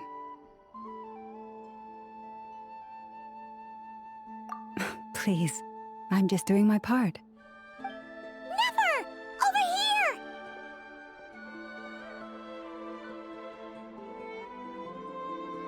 Aino asked me to relay a message. She said Anefa will be on high alert and keep a close watch over all secondary districts where defense is required, providing support as necessary. Meanwhile, Aino herself will provide range support to us directly, using her latest invention. Excellent. My thanks to all involved. The chess set's looking a little unstable. It won't hold him much longer. We should be prepared to engage at a moment's notice. No sense sitting around waiting.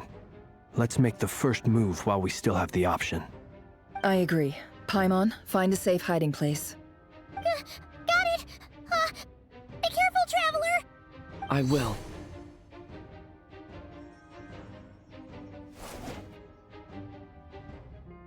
Everyone, take your positions as soon as the battle starts. Every ounce of strength we have in our bones, let us bring to this fight. Ready? Let's go. I've seen all your futile ploys before.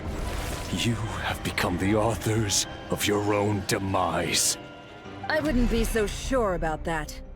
You are merely a moment of sport before I tear down the moon.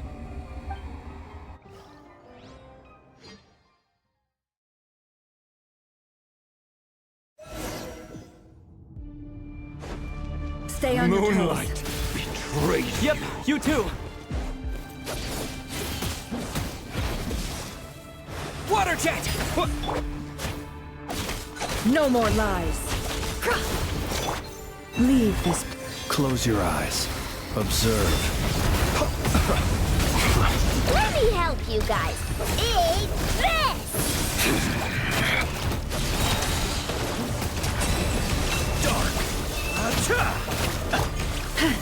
Forest, protect us. Can't hide the truth. It all ends. Water jet!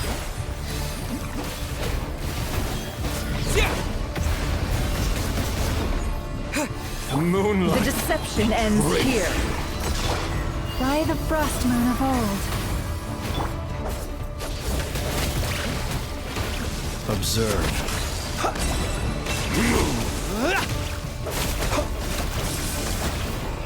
Moonlight. Futile. Are you quite finished? Close your eyes. Can't hide the truth. Leave this place.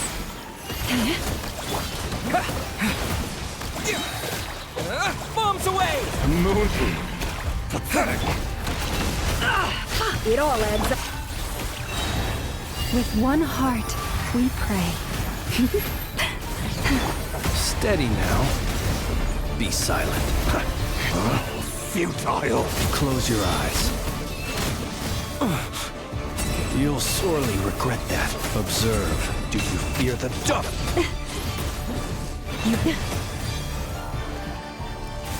Move.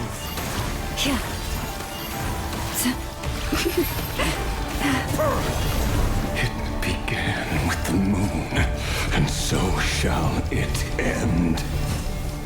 The moon will protect you. Moonlight.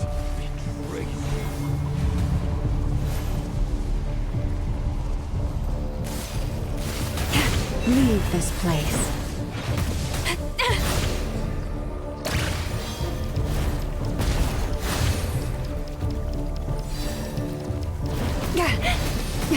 A grave transgression.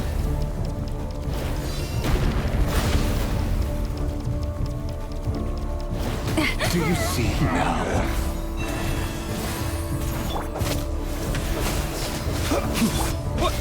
Vedifenir, when will it be as you foretold? Move.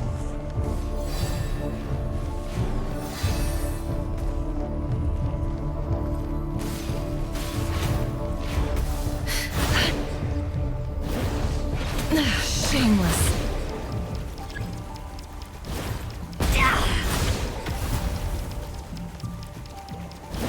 Your foul spirit is not welcome here. Water jet! By the frost moon of old. Beware the creatures of the night. Be silent.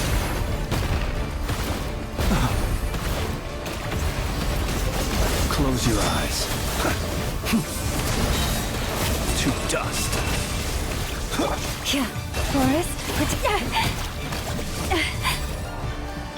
no more lies. Moonlight. Absurd.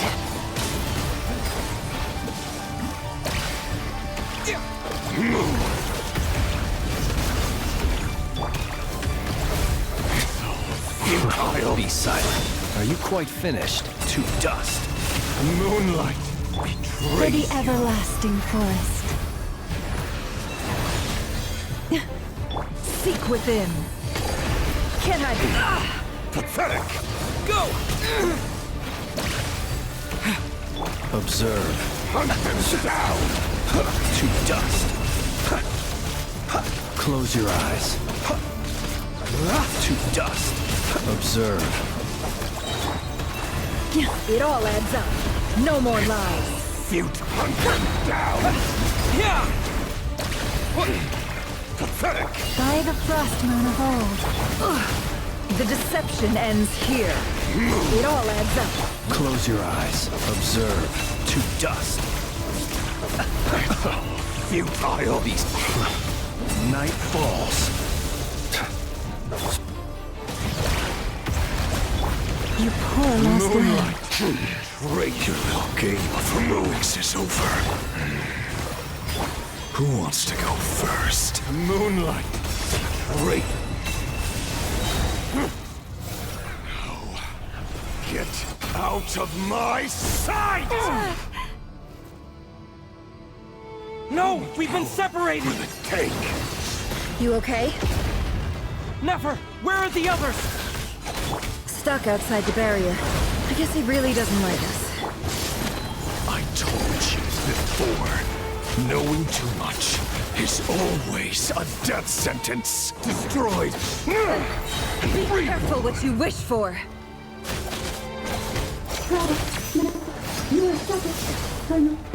Lauma! Can you hear me? Hold on, wait. Silence. The voices are gone. But at least I know they're still there. I need to focus. Stick to the plan. Remember my most important task. Just keep stalling him. Death is within my I've been grasp. stalling for long enough. The moment will come.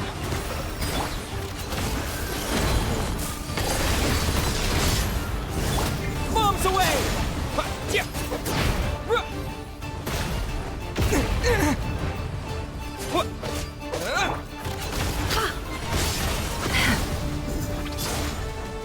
Run, nowhere to hide. The mystery unravels.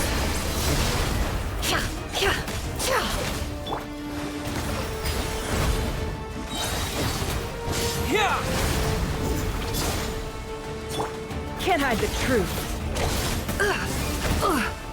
Destroyed. Reborn.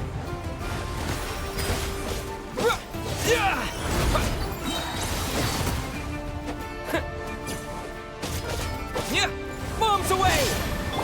Seek within. It all adds up. Can't hide the truth.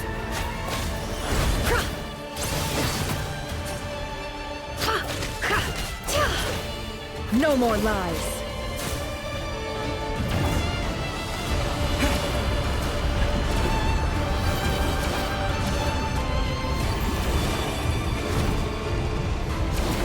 I've got this! Wipe out!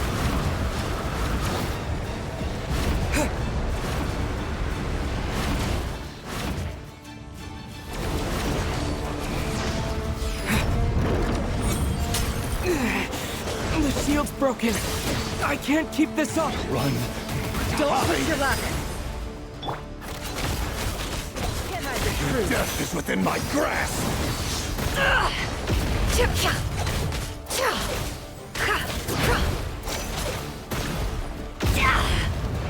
No more lies.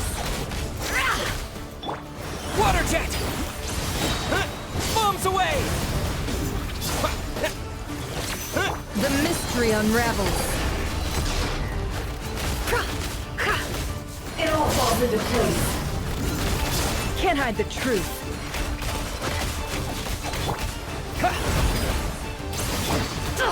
Absurd.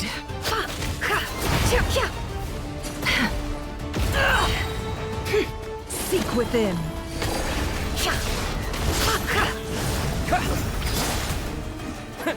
Wipe out!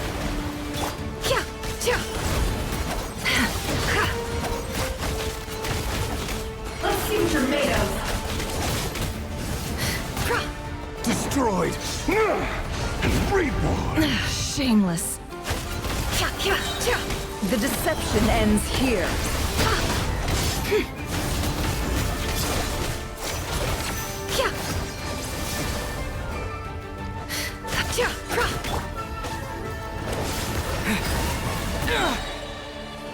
Bombs away! It all adds up. No more lies. Seek within. Your death is within my grasp. It all adds up.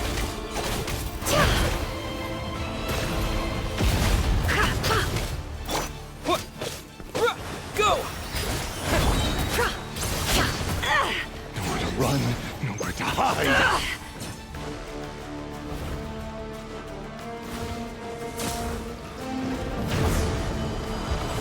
How unfortunate.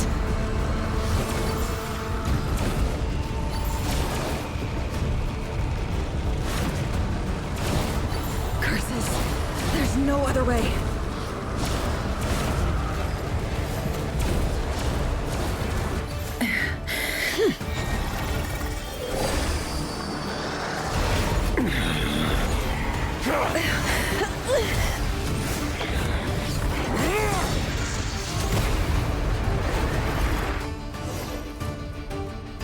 the only way to defeat Rarer is to borrow his own power.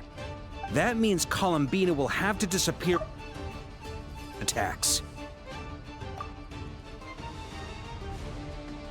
You have to hold on. Find a way to keep him focused on killing the two of you.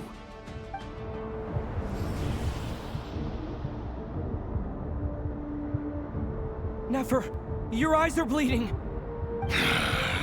Soon you will be powerless to resist. And then, I will reduce you to dust. But that dust will plague your memories. Come on, keep holding on. Any other tricks up your sleeve? Let's see them. As entertaining as they are. You've backed yourself into a corner. You don't fool me. I see your fear clear as day. I have to stoke his rage. Make him unleash everything. You fear what you could never defeat. You fear the thought of never being able to save your beloved. You cannot win the fight against fate, Rarir. Is that what you think? Well, now it's your turn to feel afraid!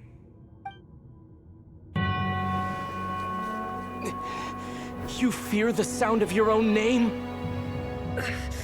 Is it us you hate? Or is it what you've become? Let's see what becomes of you!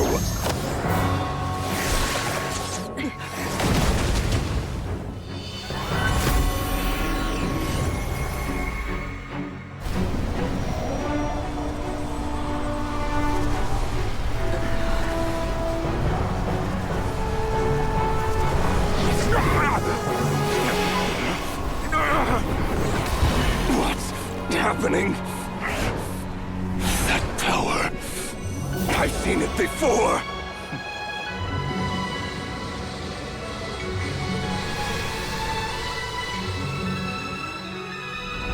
His power is on another level. We'll need to use an alchemical array to convert his power into a usable form. Then quickly channel it into Columbina, rendering her powerful enough to compete with him. I'll join you. I can help. If I release enough abyssal energy into a confined space, it'll create a potential difference, allowing us to extract a huge amount of elemental energy.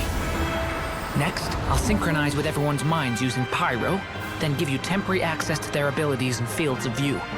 But it won't last long. Can you see? Well enough.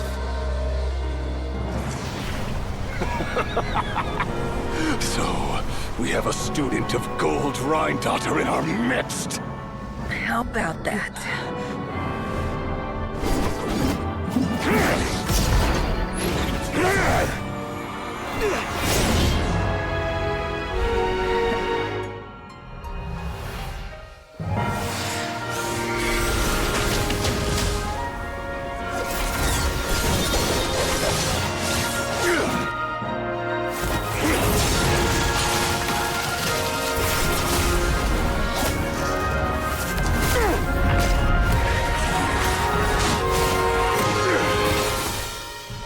You use my own power against me?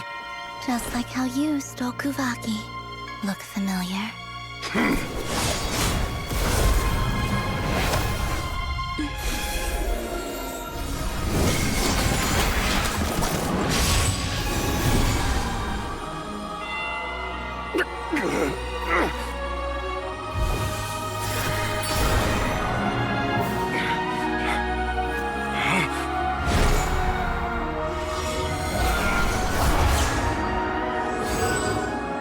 Don't you realize? You don't have the power to hold that gate open. I don't, but someone else does.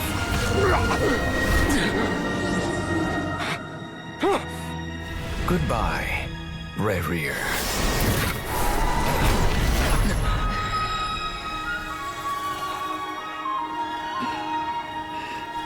We won.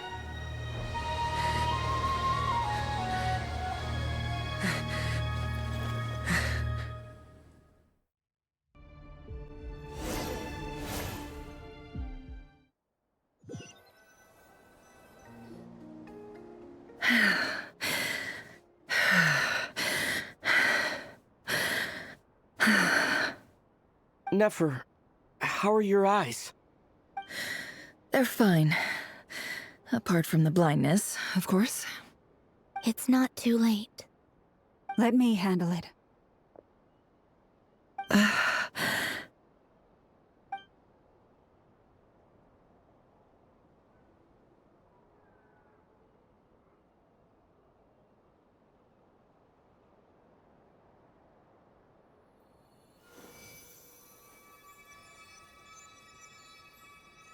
Miss Nefer, it's not like you to lose your composure. That was the most reckless thing I've ever seen you do. Reckless how? The situation was critical. Our lives were at stake. We had to do something. Even so. Okay. I guess you're right. Under the circumstances, it was a wise decision. You traded your eyes for an incredible victory. In business terms, I suppose that's a huge return on investment. I'd be hard-pressed to argue otherwise. Still, I don't like this outcome, and I don't want you to lose your sight for good. People suffer when they make sacrifices they shouldn't have to make, whether that means faith, strength, or in this case, your ability to even see. I had hoped you could win without sacrificing so much as a single hair on your head. Thank you. Really. All done. Don't try and open your eyes just yet. We'll see how you're doing in a couple of days. Until then, please follow your recovery plan to the letter. I'll send full details through Yehoda. For now, just get yourself home, relax, and rest. My dear friends, we have fought bravely and achieved a spectacular victory. A dark cloud has been lifted from the skies of Nodcry. All in this land will be grateful for what you have done. The moon will remember this day. Thank you both.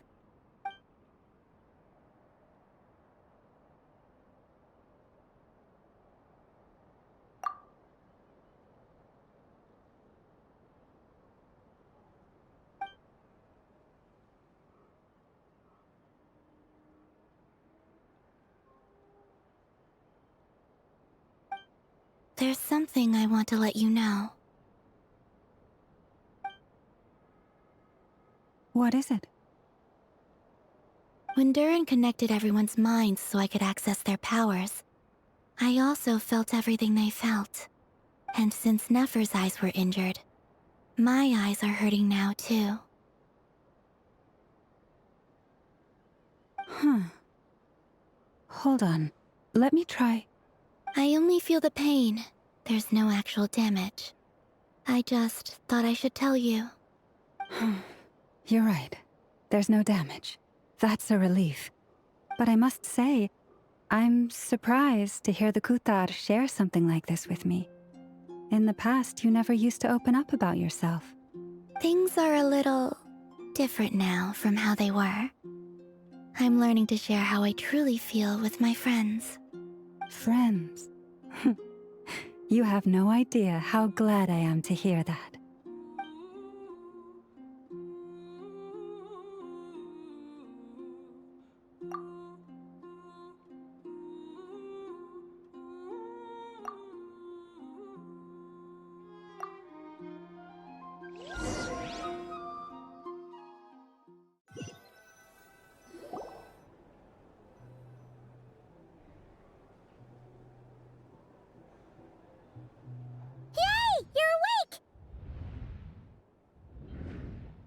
How are you feeling? Any aches and pains? Did you sleep well? I'm doing all right, Paimon. No need to worry about me. Phew! Well, that's good. Paimon's been sitting on the edge of the bed worrying about you for ages. You slept a whole day and night. Poor Paimon had to eat all by her lonesome. Glad to hear you didn't starve. How was the food? Well, it wasn't the same without you there to share it. Honestly, Paimon just can't relax when you're not your usual self. She couldn't enjoy the food and settle down to sleep. Well, I'm back to normal now. Oh yeah, and Albedo swung by earlier. He said to tell you to head to the tavern when you woke up. Varker and the others are organizing a victory feast and they want to celebrate with you. He also dropped off some medical supplies, but you seem fit as a fiddle, so guess you won't be needing those. If you're feeling up to it, let's head over now. Wouldn't want to keep them waiting.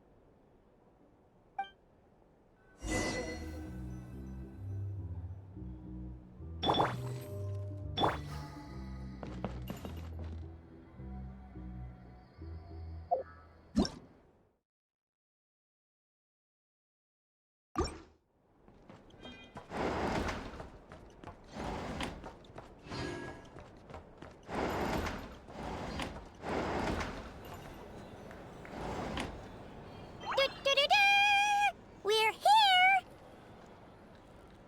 Oh, Traveler and Paimon! Perfect timing! We were literally just saying how there's no way we're holding this victory feast without you. Any longer, and we would have postponed it till tomorrow. How are you feeling today? Much better. Thanks. Don't worry about me. Relieved to hear it. If that changes, just let me know. Happy to check you over at any time. Yep, we're here for you. Anything you need, just let us know. Oh wait, where's Nefer? How are her eyes doing?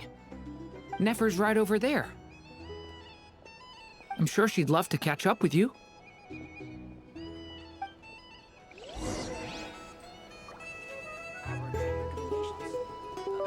you're here to sign up with the Fatui, make sure your paperwork is all in order. Hello, you. Recovered from the battle? Come on, what do you mean? Of course I'm gonna ask. I care about my friend's well-being. And we are friends, aren't we? Get yourself a drink. You've more than earned it. In fact, today, your drinks are on me. Lord Sangamabe's got you covered. Wow, really? What about Paimon? Has she earned it too? Has she? Please? Well, you haven't been through quite as much as the Traveler, but... what the heck, sure. Yay! Wow! Drinks on Dory! What a historic day. Hey, keep your voice down, or everyone else is gonna want in too.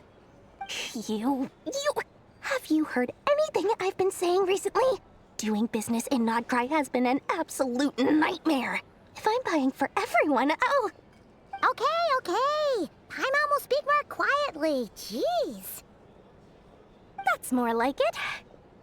Don't you forget, Lord Sangamabe doesn't just go around buying drinks for anyone and everyone.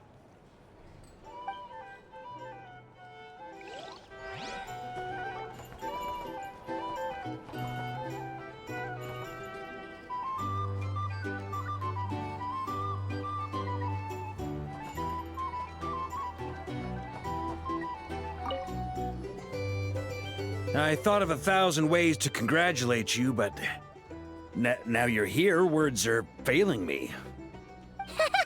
The honorary knight stuns them speechless once again. Well said. The honorary knight showed us all how it's done.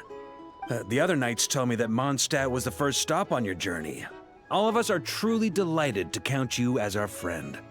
I'd like to thank you for supporting the Knights of Favonius, and also for helping us save Nodcry. Nonsense! Of course I'm gonna mention it. This is more than just business. It's a relationship. And there can be no relationship without showing gratitude where it's due.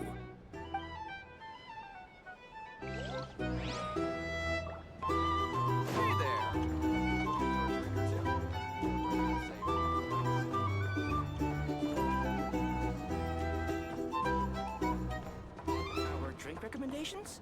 These are bounties. For starters, I recommend you drink less. I see you've recovered. You bet. Snooze his way to a full recovery. Glad to hear it. A healthy body is paramount.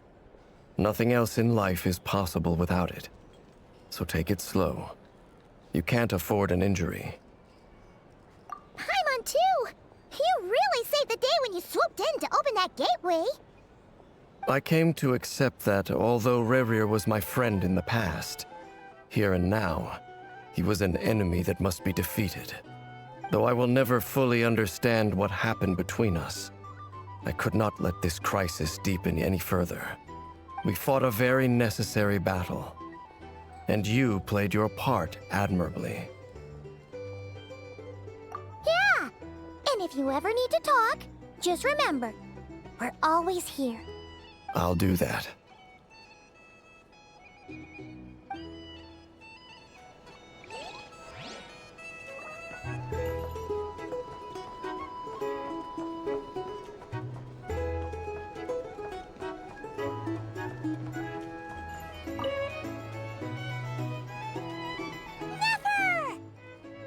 Traveler, Paimon, are you recovering well?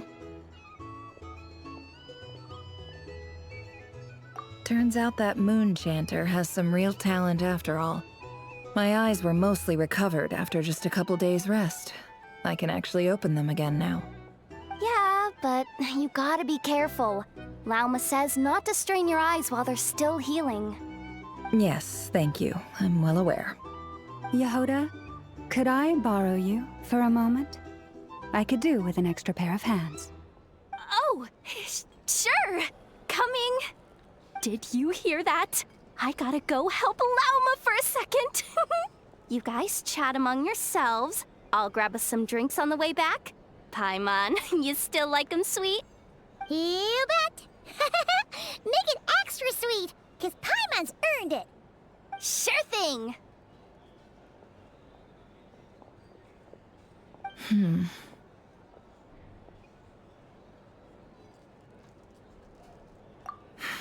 The Raker of Solnari. Kind of a snake, don't you think?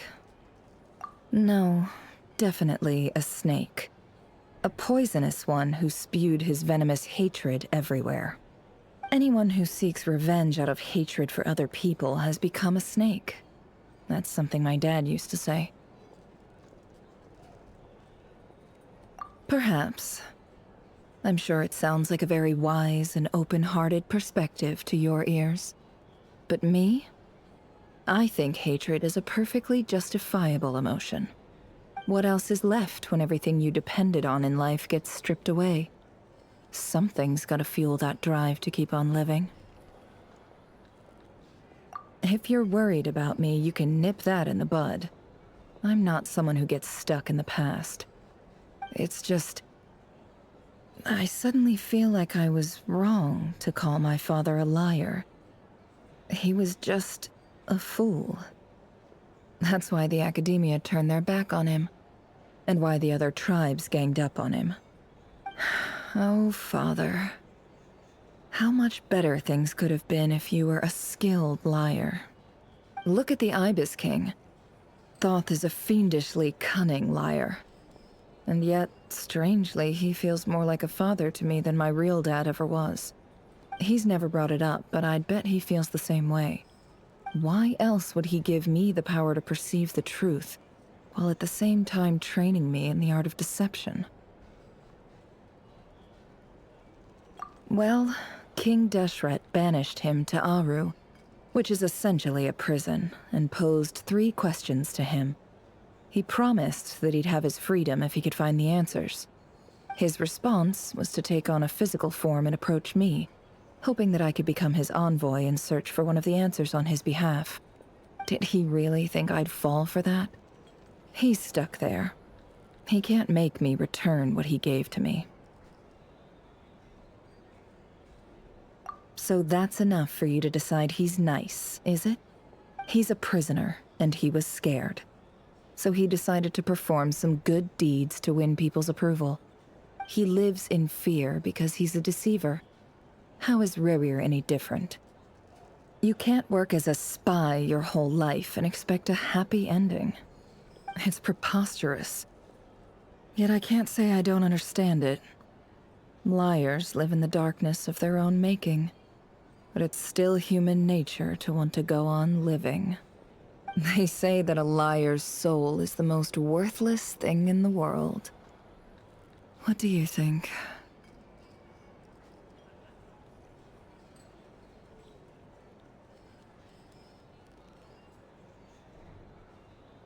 Good. If you understand that, it means you're smart. And you see things objectively. If you ask me, the soul of a liar really is worth nothing. Because all they care about is themselves. For example, when something good falls into my lap, I don't go sharing the news around. Stops other people trying to steal it from me.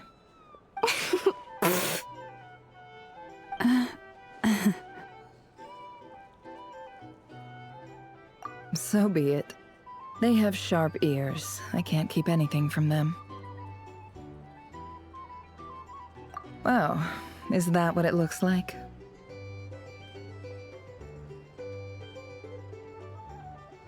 Well, you all know my past now, and I can't simply eliminate everyone who knows too much. So I guess I just have to put up with you. For the foreseeable future, at least. When you find yourself in a situation you can't control, the safest play is to keep calm and start monitoring everyone involved like a hawk. In the intelligence world, you need to have a sense of perspective and play your hand accordingly. If you understand what's at stake, please ensure my secret is safe with you. I trust you'll respect my wishes as a friend. But don't forget, I will also be watching you like a hawk. Very good. Oh, wait! Now that the panic's over and we've all calmed down, Paimon suddenly remembered something. After all that build-up, our mystery ally never showed up even once!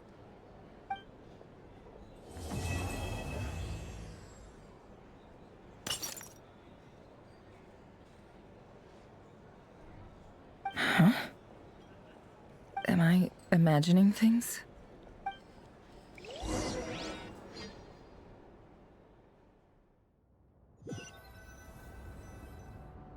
So, that close colleague who stayed behind with you? What's he been up to recently?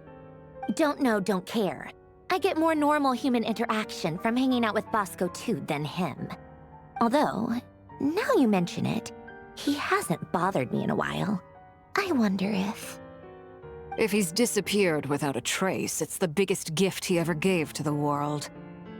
But I somehow doubt that's what's going on. He won't lie low forever.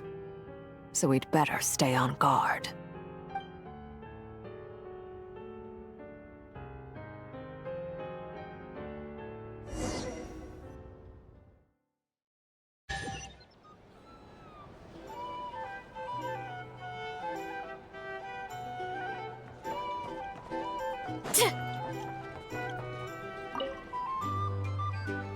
How have you been holding up? Any adverse reactions? If you start to take a turn for the worse, make sure you tell me right away. You don't need to worry about me, Grandmaster. I'm fine. I mean, I barely did anything, so... What? You're too humble, young man. You played an indispensable role in the battle for Nodcry. We can't thank you enough for your support. Sometimes, when people praise you, it's because you deserve it. The best thing is to accept it calmly and with grace. It's important to learn how to respond to words of admiration. Let's do a quick demonstration. Albedo, that was an incredible feat of alchemy. The pressure was on, but you worked flawlessly at lightning speed to get the job done. Thank you. I can't take all the credit, though. Durin played a big part in forming the alchemical array. See? Did you catch that? A masterclass in how to take a compliment. Okay, yeah. I did work pretty hard to help prepare for the battle. No point denying that. Hey, you guys! Hey, look who's bounced back. Looking good, Traveler. Seems like you've recovered. You won't need to take any more medication. Can I get you a drink? Huh? You know how to order at a bar now? You've sure learned a lot recently. Handling a drinks order is ridiculously simple compared to alchemy. Don't worry, I'll blend into society yet. Paimon believes it! You're clearly a fast learner, just like your brother. To be totally honest though, Paimon didn't quite follow all the details when you first explained the plan to us. Don't worry, that's completely understandable. Unless you're a student of alchemy, it's hard to grasp the principle and how the process works. To put it in the simplest terms, we saw how our enemy stole the power of Kuvaki. And that gave us the idea of stealing his power to turn it against him. When facing an enemy you have no hope of defeating, it's best not to engage them in battle. So, instead of looking for a way to overpower him, we decided to help Columbina get strong enough to at least stand up to him in a fight. For this to work, we had to analyze his modes of attack, confirm who his main target was, and make sure that he wouldn't go beyond the range of the alchemical array. For added security, we prepared a total of 4 arrays. But to mitigate the impact of the battle, we identified one location in particular as the ideal spot, which is where the confrontation took place. The alchemical array absorbed his abyssal power. Then Durin processed it to render it usable by Columbina. That power enabled her to do what would otherwise have been nigh on impossible. What surprised me was that Dainsleif actually agreed to join us. Given his history with Rerir, he had every right to sit this one out, but we're extremely grateful for the decision he made.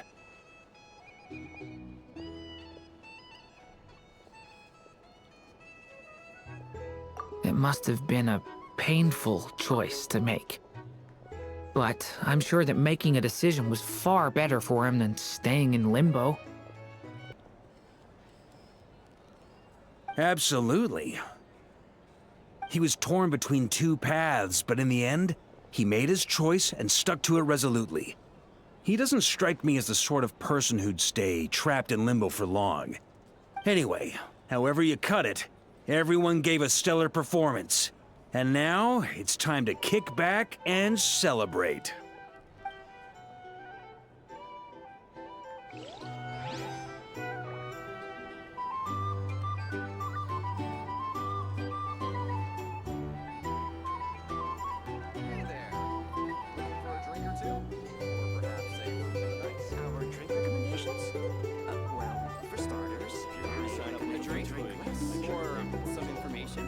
Either way, I'd be happy to oblige.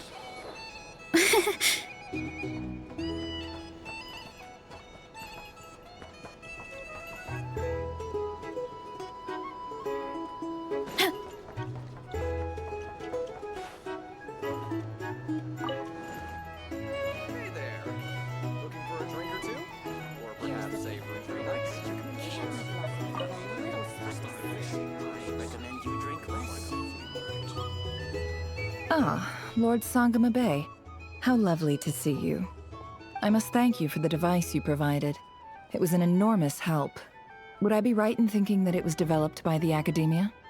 Why come and ask me when you clearly know already? I mostly came to thank you. That's more like it. A little gratitude goes a long way with Lord Sangama Bay. Play your cards right, and you might even stand a chance of becoming my long-term supplier. The chance to work with such a kind and charitable investor as yourself would be a great honor for the Curatorium.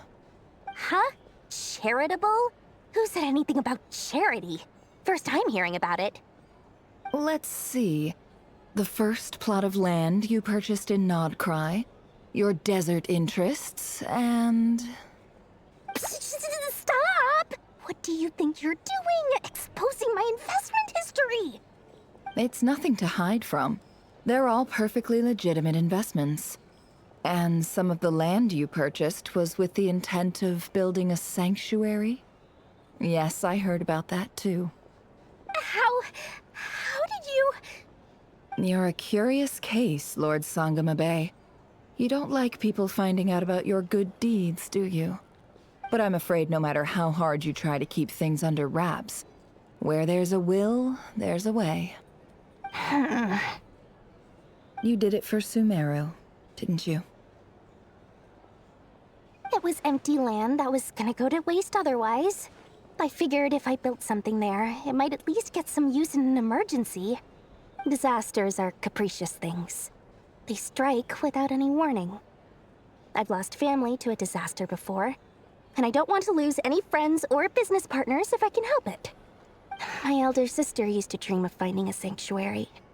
Somewhere with plenty of food, water, and medicine. Where everyone could live happy lives. It was something I looked into, but after discussing things with the Dendro Archon, I decided on a more effective strategy. The tech people handled the tech, and Moneybags provided the Mora. It just made the most sense. It's a pity that so few people know the truth about you. Everyone says that you view everything in terms of Mora, and all you care about is growing your own wealth. So, what's the problem with that?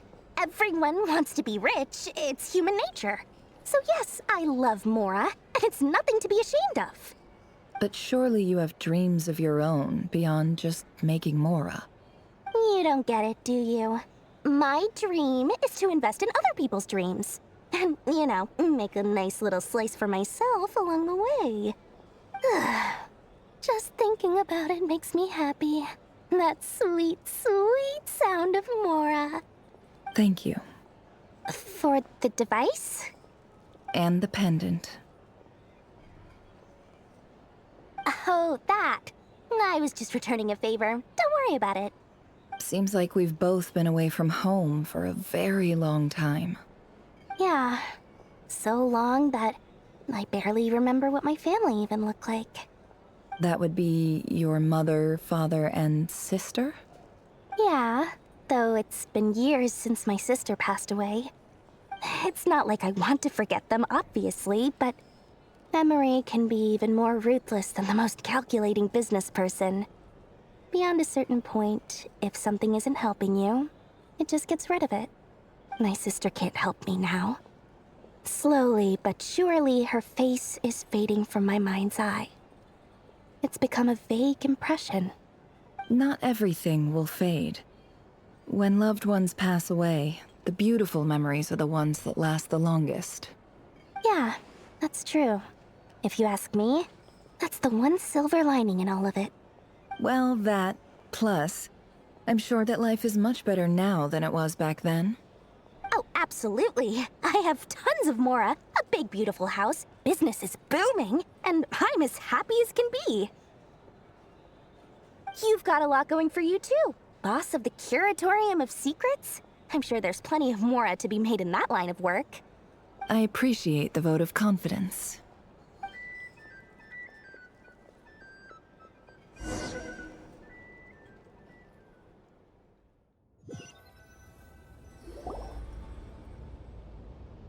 That's the only reason you're here. Yes. I've thought a lot about it. And I've realized that you, me, and Arlecchino should be friends. I think this is very important. So I felt I had to come and tell you. Well, this is a new one. I'm so moved. I can't even hold my teacup. If that's all, you can leave now. Do you not want to be friends with me? Or is it that you prefer being co-workers? What is this, Columbina? Are you deliberately testing my patience threshold? Right now, my politeness module is active. But if you say another word, I swear I'll shut it down. If your politeness module was active, wouldn't you say the word please at some point? Polonia, please see Lady Columbina to the door. Will you still invite me to your next tea party? What? Yes, I think you will. Bye-bye, dear Sandrone.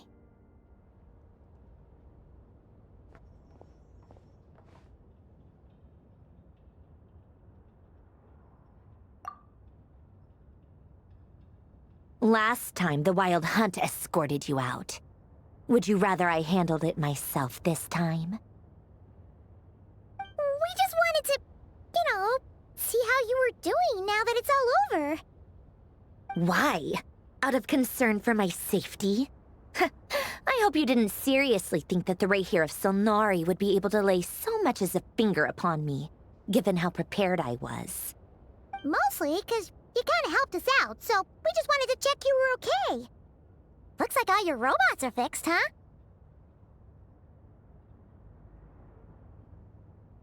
Oh, don't you worry about that. Tea time is already a write-off. The visitor before you managed to kill my appetite. If you're in the mood for tea, go ahead and help yourself. Otherwise, it's going to waste. My coasters are still missing in action, though. Use this notebook instead. Whoa! Pretty hefty notebook. Look at all those calculations. You can ignore those. They're just dumb scribblings. I doodle and write in my free time. Sometimes I remember the distant, dreamlike past. Sometimes I imagine the far-flung future. And other times, I grit my teeth and note down all the crazy nonsense going on in the present. Some people do the crosswords in the newspaper. This is my equivalent of that. Trying to predict the future is like daydreaming. And writing about the present just makes me furious. The past is my favorite. If nothing else, it's already set in stone, so I don't have to rack my brains trying to figure it all out. Huh. Although, having said that, the only vaguely interesting memory in my past is probably that guy they call Lord Artificer.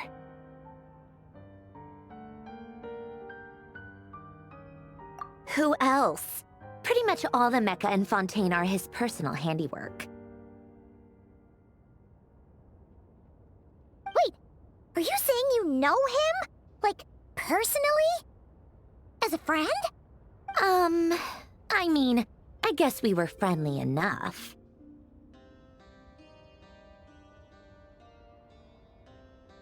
Yep. In fact, I'm probably the only normal person left who knew him at all. We used to chat occasionally back when he was still around. Before he passed away, he asked me to destroy all his manuscripts.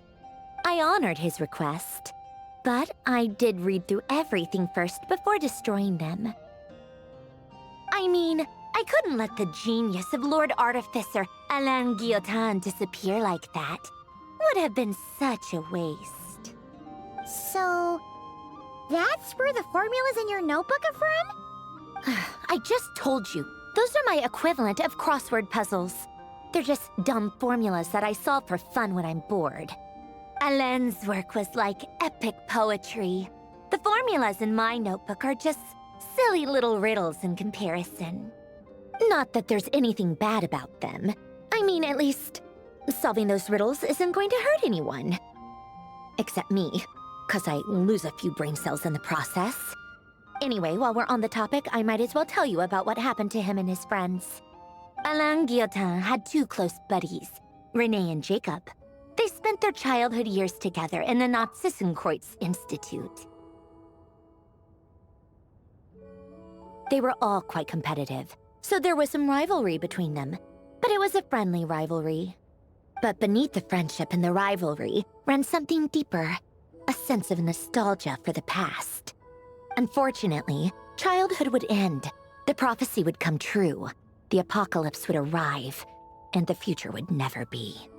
A mad dream that would normally only capture the minds of lunatics began to take root in their hearts. A dream of saving the world. And if Renee and Alain had been people of lesser wits, that dream would probably have ended up as something for them to joke about in their older years. But alas, they were some of the sharpest minds around. They nurtured that dream with the full power of their intellect, and it grew into something that ate away at their souls. The first of them to fall under its spell was Renee. Against Alain's wishes, he persisted in experimenting on a mutual friend of theirs to try and save their life. Alain did not approve and parted ways with Renee. It's complicated. Alain wanted to believe that Renee only did what he did for the sake of their friendship. But when he told me about what happened, I could tell he still had some suspicions about Renee's motives.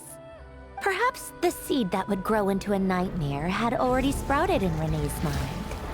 Even then, the next time they met, Renee's soul had been completely engulfed by the dream of salvation. His futile attempt to change the tide of fate only resulted in a wave that swallowed up the world, even before the apocalypse came. And although that wave died down eventually, I hear that it just recently came back with a vengeance. As I understand, Renee wanted to live out his dream of salvation once more. But I'm told that the attempted resurgence finally died out for good. At long last, Renee awoke from his deluded dream. Though of course by then it was far too late. What do you think of Renee?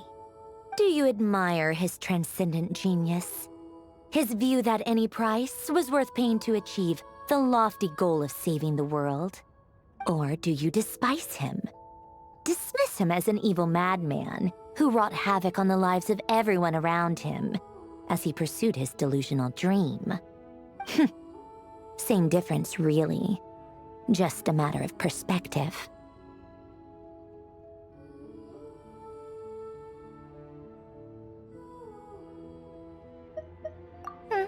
What a cop-out. But I suspect you'd have a more incisive and insightful answer if we dug into it further.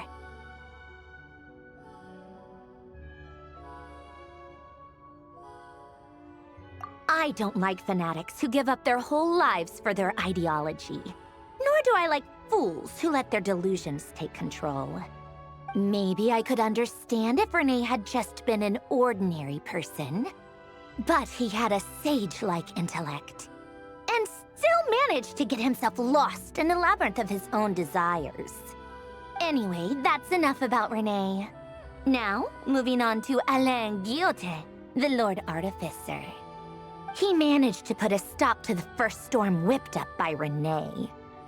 But after that, Alain lost his friends and family. To his credit, I suppose, the loss of his family and friends was purely a tragic accident. It's not like Alain sacrificed them for his cause or anything. After that, the only thing supporting his work was the same dream that had dragged his closest friend down to the abyss. But although the desire to save Fontaine drove him to found the Fontaine Research Institute, Alain continued to reject any form of transcendental knowledge or power. He was suspicious and fearful of it, having seen the way it had affected his closest friend. I think that formulas and machines derived solely from human intellect were the only thing that gave him a sense of spiritual comfort. Yet Alain's intellect was simply too great. It barely left him space to breathe in his lifetime. Once he realized that the end of his life was approaching, he finally accepted the truth. The Nazissenkreuz Institute needed someone, and a human being, to see its story through to the end. He quit working on his formulas, trading them in for the fairy tales that had played such a formative role in his childhood, but which he barely touched in his adult life. He told me that the director of the Nazissenkreuz Institute used to read those fairy tales to the children as bedtime stories. Apparently, they worked wonders at sending kids off to sleep. I think that all he wanted at that time in his life was to be able to sleep deeply without being plagued by depression. By that point, nothing else really mattered. At the very end, he laid down to rest in the ruins of the former Nazissenkreuz Institute orphanage, while the Fontaine Research Institute he had founded continued tirelessly with its work. Many years after that, tensions over competing dreams would once again cause a rift, this time between members of the Fontaine Research Institute. But the actions of those fools had nothing at all to do with Alain. And that is the story of two people from the Nazissenkreuz Institute who both wanted to save the world. One went all in on his fantasy of salvation without ever looking back, and ended up calmly sinking to the bottom of the deepest sea. The other sought desperately to burn bright in his life, even though he wasn't sure where he was going. I do sometimes wonder, why is it that people like them have such grand hopes of saving the world? Even the grandest tree starts as a tiny seed. So perhaps, for each of them, their mission to save the world began with a very simple desire: to save themselves. They were young children with friends and family who mattered to them, desires to explore the meaning of life, ambitions to have a successful career. They didn't want to see all of that taken away in one fell swoop. Or maybe they just wanted to find something to anchor themselves within the chaos, to stop them getting quietly swept away by the storms of life. But instead, the search for their own salvation took them down the rocky road laid out by fate. Do you think the desire to save oneself is enough of a justification to try and save the world? You don't know? I guess that's a fair answer. At least you're not trying to hide your confusion. Alain was much more straightforward about it. I asked him the same question back when he was in his prime, putting all of his energy into his work. Yes, it's enough. That was all he said before getting right back to his work. He was always that way. All right, tea time's over. I owe Arlecchino a favor for telling me these stories. I'll have to bring a whole sack of gifts the next time I visit the House of the Hearth. I'm gonna go tinker with Polonia now. You guys can do whatever you want, as long as it doesn't involve interrupting me. Polonia, exit hibernation mode. Begin diagnostics.